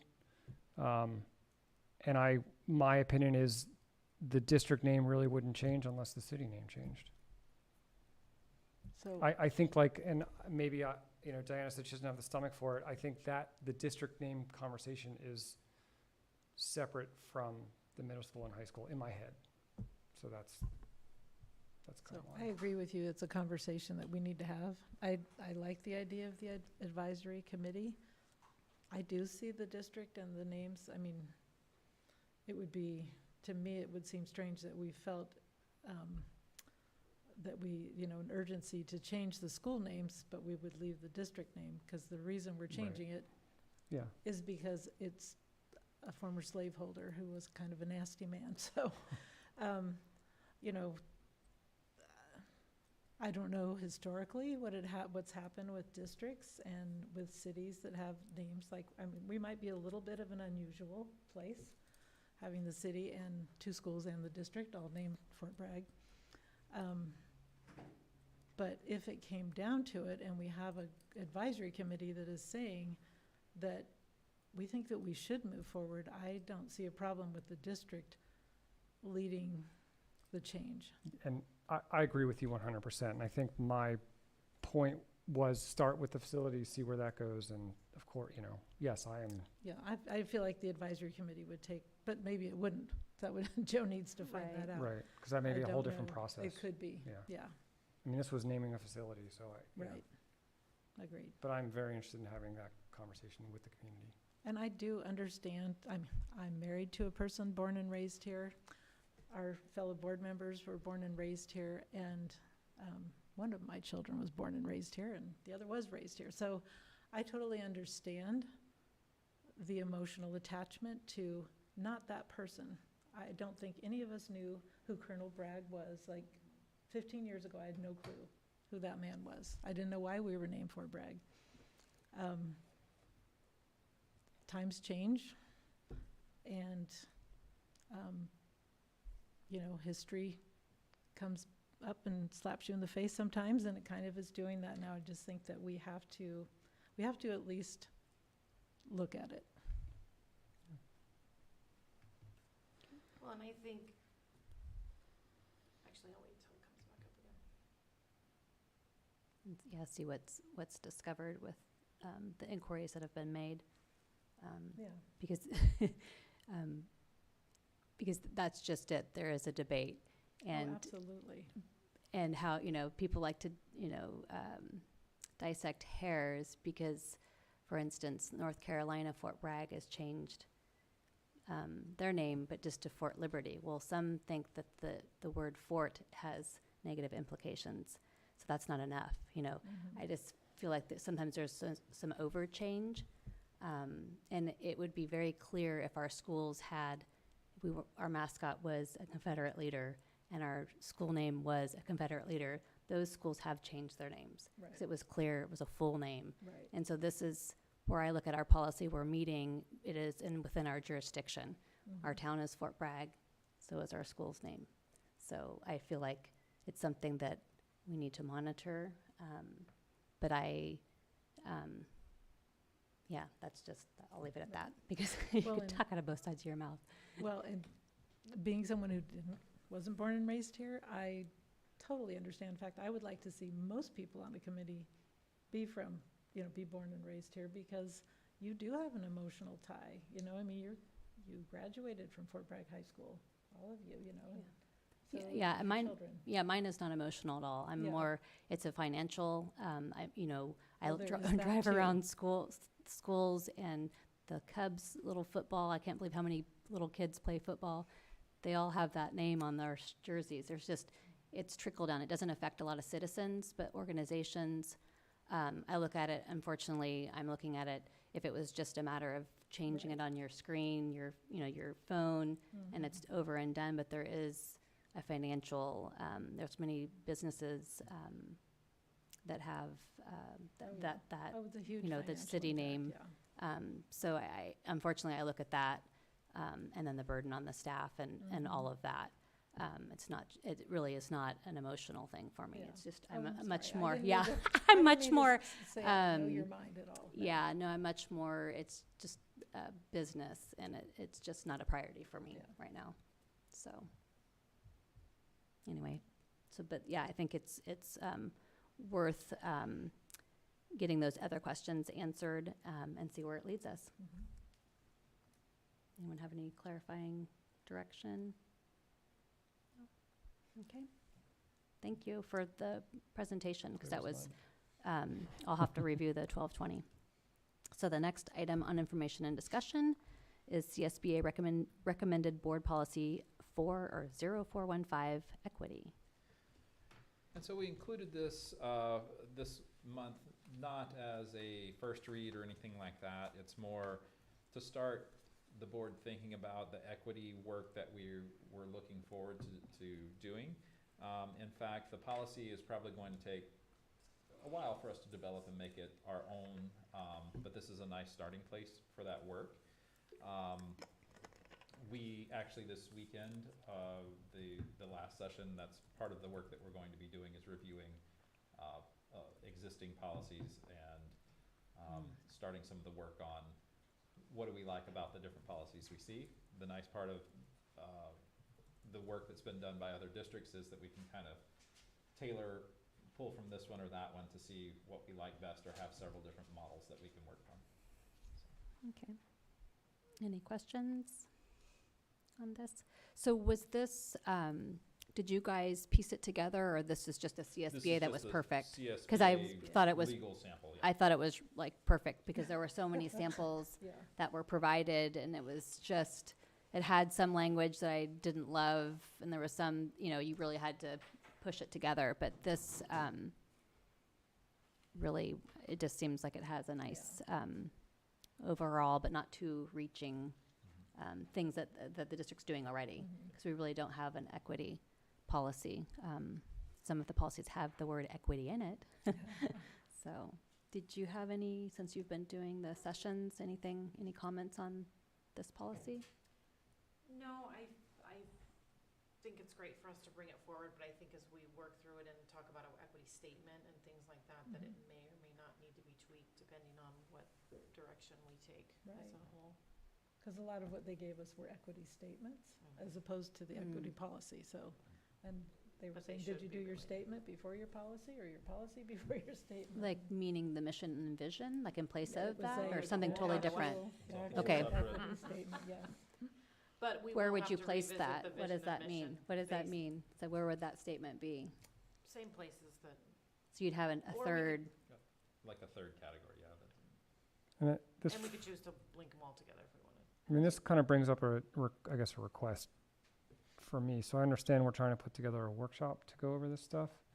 And I would just ask, because I have not been a part of any of these sessions, if there's any work you want us to do ahead of time, so we can make best use of this effort, that'd be great. I don't want to put more work on anybody, but I don't really want to walk in blind. We not- all three already said we would meet, and that you should have all the materials Okay. ahead of time, for sure. right, and I think the folder is available for everyone, is that right? It is, 'Cause- but we want to curate it maybe a little bit. That'd be so great. Okay, that tighten it's it up. not just a, Yeah, here's everything under the sun. the homework, Mhm. that's very true.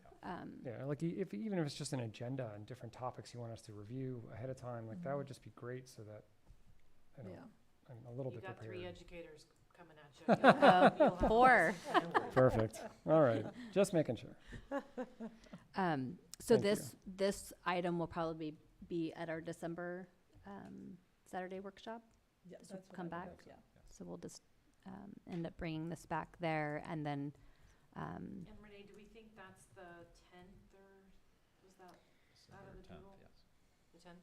Yes. Okay. it was For the 10th. the equity, because Well, we were or a, whatever. The a board workshop and- that a workshop. yeah, because that I think We were gonna try and readdress the dates for the equity We were- specifically the equity workshop, so that we could find a date when all board members could attend. So I think the other option would be to just pick the date in December that everyone was available and have that be equity, and then we Okay. could just push out the workshop, board For workshop governance. work Okay. for the January, when it would kind of originally So be. yes. Because December Yes. wasn't, I just need to put it, Yes. December this 10th. time of year, things start And we're filling looking quick. at Yeah, the for 12, sure. right? Yes. Yes. So December 10th, December 10th. from 9 to 12? Is that it? Mhm. Okay. Are we Okay. gonna do that here? 3:06. Wherever you would like. Does Where that- there's heat. Right? Oh, wait, oh. Right. Is there heat? I'm trying to think on a Saturday if the heat's on. Nope. It doesn't seem to The room be. next to the DO is nice, but those little chairs were. We could bring our own chairs. Okay, location TBD. Yeah. Yeah. We could always use my office, I think, is a big enough table for us to be around. I That's also have true. a nice room we could use if you want. We have coffee and tea and snacks and all that stuff Um, too. Scott wins. We'll go to Scott. I vote for. Well, yeah, and I think we've always been on campus because it is a public meeting. Okay, So, that's I fine. mean, but we Whatever could, you wanna it's do. whatever we post it. I mean, that's not That typical, would mean but some people could come in and more people might. Yeah, I was gonna say, if yeah, right, if there's We offerings. don't have to advertise the coffee. Maybe to be determined. It's an 'cause offer, that's all. Yeah, Yeah. I mean, it might I'm be, not worried about where it is. No, I we'll, just Yeah. we'll work it out. Yeah. on the- right. But I mean, that might be nice to do those workshops in a different environment. Maybe people would That's a good come. idea. Yeah, for maybe the people coffee would. and stay for the talk. Right. Conversation. Well, let's have Renee talk to Scott and fine tune that, because I think the date will show up wherever you say. Wherever it's good. So we'll move on to the next item, 11.3, for information, which is a slew of board policy and administrative regulation, which Renee's been doing a great job showing us where the options are, and then we get the summary page in a chart, and then we get the cover page, and then we get the red line. So however you like to read it, look at it, it's there. So we really appreciate the format. It's super helpful. So I don't know how we want to tackle this.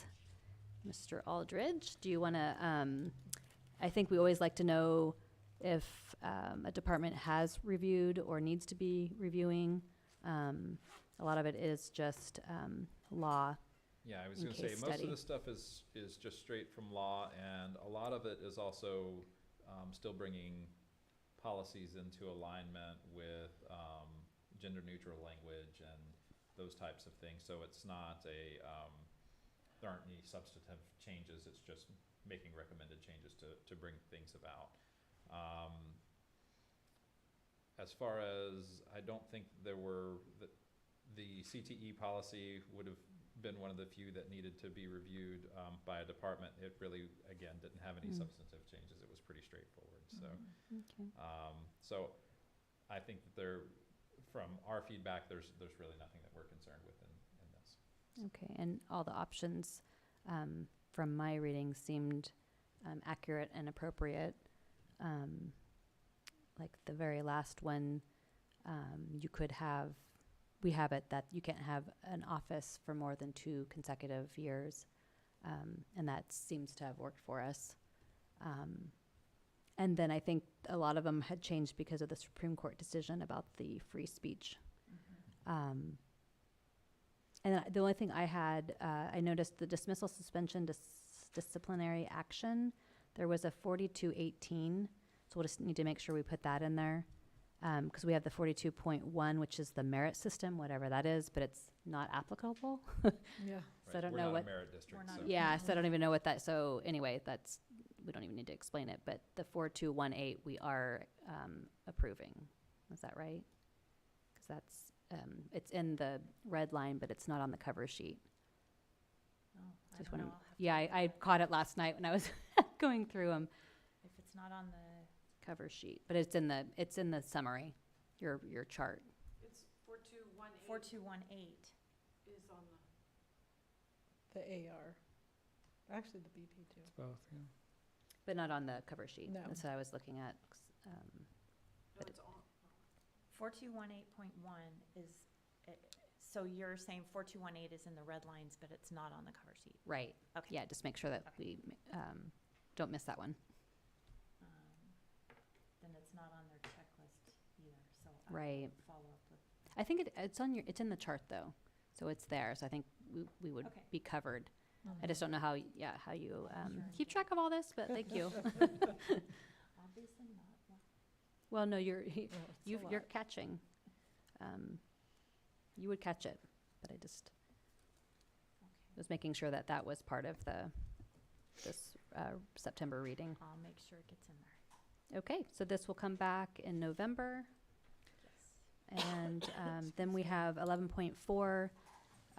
So when I was doing MIG with Superintendent Aldridge, he brought up that it was helpful in with other boards that you just maybe take 5 policies out of the 9,000 and review it a little bit more closely, and then you can make adjustments as needed. And it's also in place of doing some PD or making sure that we are aware of our role as the board, and if we need to make any changes, to do it more frequently. And so it might take us 6 months or so to get through all of these, but I liked how they were all together. There's only 75, but we just need to give direction to when we want to start seeing these. If we want to start seeing them in January, maybe, I think there's 33-ish, a few, I don't know, 4 or 5. Yeah, so we've got, Renee and I worked on a potential schedule. So Oh, awesome. we passed that down. We kind of looked at some groupings that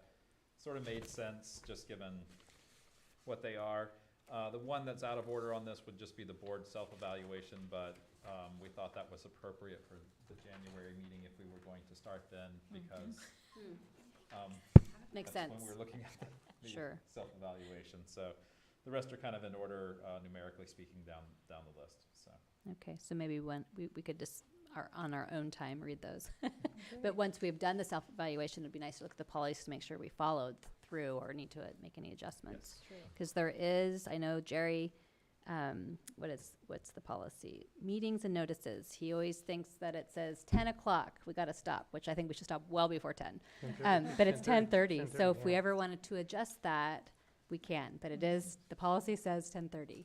There's a lot of great information. Boy, this is something a new member ought to have to read in the first month or two. 'Cause Oh, Carmen handed me the binder with this. Yeah, I skimmed it and it's like, oh yeah, it's all spelled out. Right, and that was the point of the parliamentarian, but it's so difficult when you're brand new because you've got all this new jargon to go over and then the formality and just reading, it's just too much at once. So I think this, if we did have someone coming in new in December, this would be very timely so they could ask questions and do it more in piecemeal. But I think this schedule looks really, and then it's giving the public at their fingertips to know why are they doing weird things or why do they do this. It's really not our rules that we're making up. We're trying to follow because it keeps order and it's predictable and people know what to expect.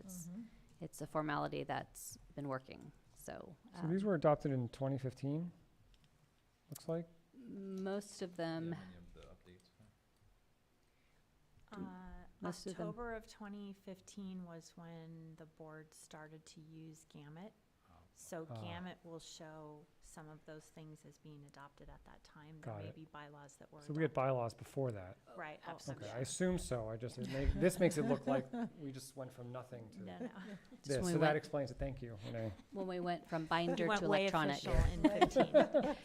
Because well before that, I think truly there were binders, other superintendents, Yes. there were binders behind them and it never got done because there was I bet when you first came on, some backlog. And it was much more tedious because it was all paper. So this is very helpful. And I know the districts I worked in, there were also binders at every site that had those. So every time there was a policy update, it had to be distributed in paper form. Very time consuming. Very The legal world still, there It's are like some shepherdizing, offices. right, Yeah, yeah. you've got your updates and you've got to go through the book and pull out old pages and put new pages in. So thank you. This will be, it's exciting to be able to get through that. So we go on to the agenda of other. We've got board reports. Do we want to have, we'll start with whoever would like to go. Don't put anyone on the spot. Don't put me on the spot. I have nothing to report. Okay. So I attended the Three Rivers meeting this past Tuesday. It was great. I Thank you. served on that board for several years. before joining this one. It was great to see some people. Kim, at the time, was the first, second grade teacher, and she's doing such a great job as director. Really nice to hear that Roger Coy is involved in the facilities committee, and he's still helping them with that whole process because he's got a lot of knowledge and experience. And I've just been attending a lot of fun Fort Bragg High School football games and homecoming and things like that. So Yeah. Good time Good. of the year. Okay. Trustee Makala, you look like you're ready. I do. Let's see, Diana and I went and visited classrooms at Dana Gray, and that was just fun to pop in and see the kids and the teachers hard at work. Kathy, Joe, and I, as you know, are doing the equity workshops, which I have to say are so great, especially, maybe I shouldn't say it on TV, but the one facilitator is amazing, and there's been so many good conversations. They use the breakout rooms. Breakout rooms. We work out too, but sorry. Anyway, they do a great job with those, and so you get to meet a lot of different people and get a lot of good input. Got to go to homecoming to do the airband judging, and that was really fun. And the Redwood construction walkthrough, which I think that Jerry and Scott, you should talk to Joe about doing a walkthrough. It's really, I know you guys didn't realize, and so it's worth seeing for sure. I know you want to see it. Diana and I also went to the Alt-Ed campus and saw the cafe and the makerspace and the wood shop, which, gosh, they've done such a wonderful job in that cafe. The kids, they had so many kids in there, and Joe, And I know teachers. you and teachers. They're all hanging out together, and it's the whole vibe on that campus has really turned around. It's really great. And then I also did MIG 3 with Joe, which is fiscal finance stuff, budget, and Dana Gray Parents Club meeting. So they are doing the Red Ribbon Week planning right now. So that's got all kinds of stuff coming up. Very good. Me to go?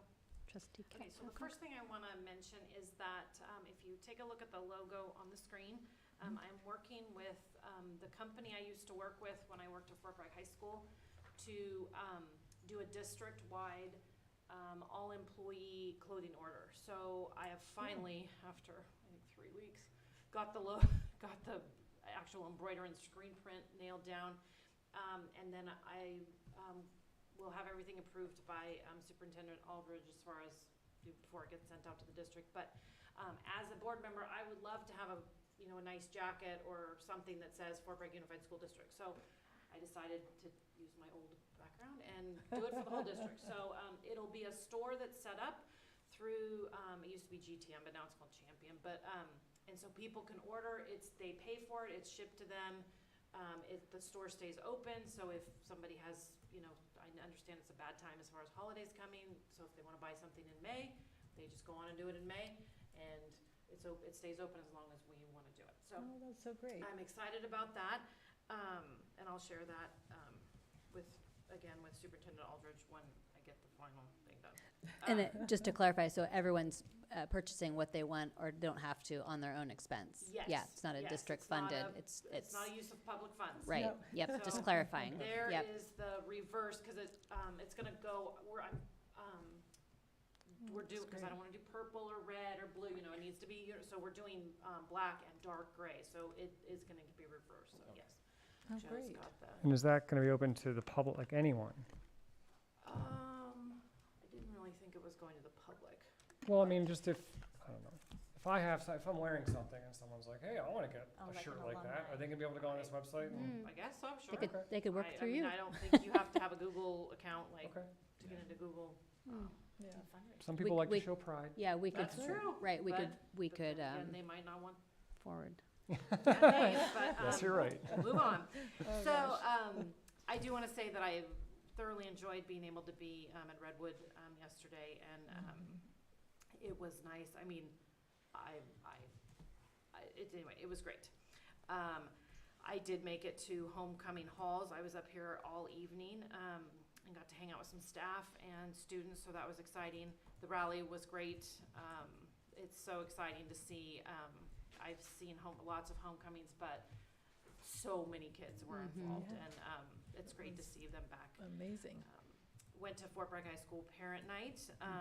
It's a rough go, but I know that's the best for teachers, but it's hard, especially now that I have 2 kids in the high school, to make it all, and then, anyway, it was kind of wild, but did the best we could. And I have been able to, I drove a or a van load of kids to Fortuna to go to an FFA Green Hand. Again, great to have kids together and doing what we used to consider normal. Last night, FFA had a wonderful ceremony at Dana Gray for the Green Hand and Discovery, the middle school program. They're just to give a shout out to the program. It's gotten so big that they're now breaking down the awards ceremony that's usually at the end of the year, because there's 180 kids or something in the program. So last night, 40, I think, kids between 8th grade and 9th grade were honored, and the students led it, and they did a great job. So again, you've heard me say this before, but it's great to be back to things where kids are smiling and back together.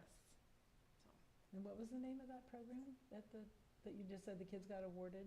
The Green Hand. Hand and the Green Hand. Discovery degrees, so they can earn different levels of achievement as they move through the FFA program. Wow, that's awesome. Okay. So I guess that leaves me. So I won't repeat where I was. I was with some others, and it has been wonderful to. We kind of didn't go on campuses during COVID, and tried to let parents be there first. And so I personally have been trying to, give that space. But it's been really nice to see. I think I've tried to make it to each campus at some format, if it's outside or if it's something that's everyone's at. So that's been great. And this is delayed, but there is a KZYX interview with 3 superintendents. September 22nd was the date. You can go back on KZYX and you click on the website. I think it's Jukebox, and then you can go back to old shows, and it's education show or something or other, but it's that date. And it was nice to hear our superintendent. He has spoke very well, and doing MIG with him as well. He can multitask. He's articulate and he's good within his peers. So that was nice to see, because we don't get to do that in an interview. We're like, you get as much as you can, but to see him in action, it was nice to see the contribution that you're already making in our community. And I've been attending volleyball and doing some driving. Board chat we had this morning, but no one attended. So I just want to make sure everyone knows that it is going to be once a month at 3:30 time for the half an hour, and any time you can pop in. And I mean, since I've been on the board, it would be nice. I always want people to be able to have the opportunity to just talk, or if they're frustrated about something in the school system, or they're, something's going on that they're, frustrated with, this is the time to do it before there's a timeline, or that you'll understand why, the district's making this decision. The conversations that can be had, it would just be nice to have that building. But I also understand when everything's good, no one shows up. But I'm always the one that, if we ever have a survey, make sure you have an open-ended comment, because with our superintendent search, I couldn't believe, which somehow we'll have to share some of those thoughts. Even though we didn't have a huge number, what was presented was very thorough. It was the most thoroughly completed survey that I've seen since I've been on the board. So I always appreciate the outside the box thinking, and if we can learn from that, or grow from those conversations. The high school site council met, and I unfortunately was off locations, but I did meet by Google Meet, and it was a nice group. And they were right on track with their safety plan. So that was good to witness. And high school parents' night was great. Even when you have one child, there's lines. So I know it's hard to extend the evening, but I couldn't make to every class. So I had to kind of prioritize, but good conversations. And I think the last was just the homecoming air bands and the football game, which everyone else sounded like they contributed. So it was a very busy October. Is the parents' night, it's in individual classrooms now, it's not in the gym? Right. I think that's why it takes so long, because when you see a line behind you, you don't Well, chit-chat about things that, you know. yeah, and I think I don't know, I think each teacher views it in a different way, because some let everyone come in and you're just kind of talking, more casually about the course, and then others, it's kind of like the old fashioned, where it's private and we're talking like substance. I just as a parent, when I go in, I just want to say, I'm Emmy's mom. If there's anything you ever need, if I need to know something about what's going on, reach out, that I just want to kind of more of a hello, and I don't really want to get into too much substance, because there are people wanting to come in, just to know that, I'm here to, we're going to help everyone, we're going to have a conversation. So anyway, that's, Interesting. yeah, but it's good. It's a good opportunity to see faces for sure. So that completes our board reports, I believe. Any last? And then advanced planning, we have agenda setting November 7th at 3 o'clock, and Mary's on for agenda setting. And let me know if anyone's not going to be here in November. And dates. Are we doing that in person, or are we Yep. We are, okay. Yep, 3 o'clock. Alrighty. And then, so also why I ask if anyone's going to be gone in November is so that I can have any conversations that I need to have, because November is kind of a nice meeting. We're going to have the regular meeting dates, first read, and try to make sure that Wendy will be available so that we don't do a blunder. And then also just be mindful of everyone's schedule. And then we also are going to continue the tradition of having the conversation about committees and positions, and will happen in November. So I don't want anyone to miss out on that. And I think that brings us to any other advanced planning comments?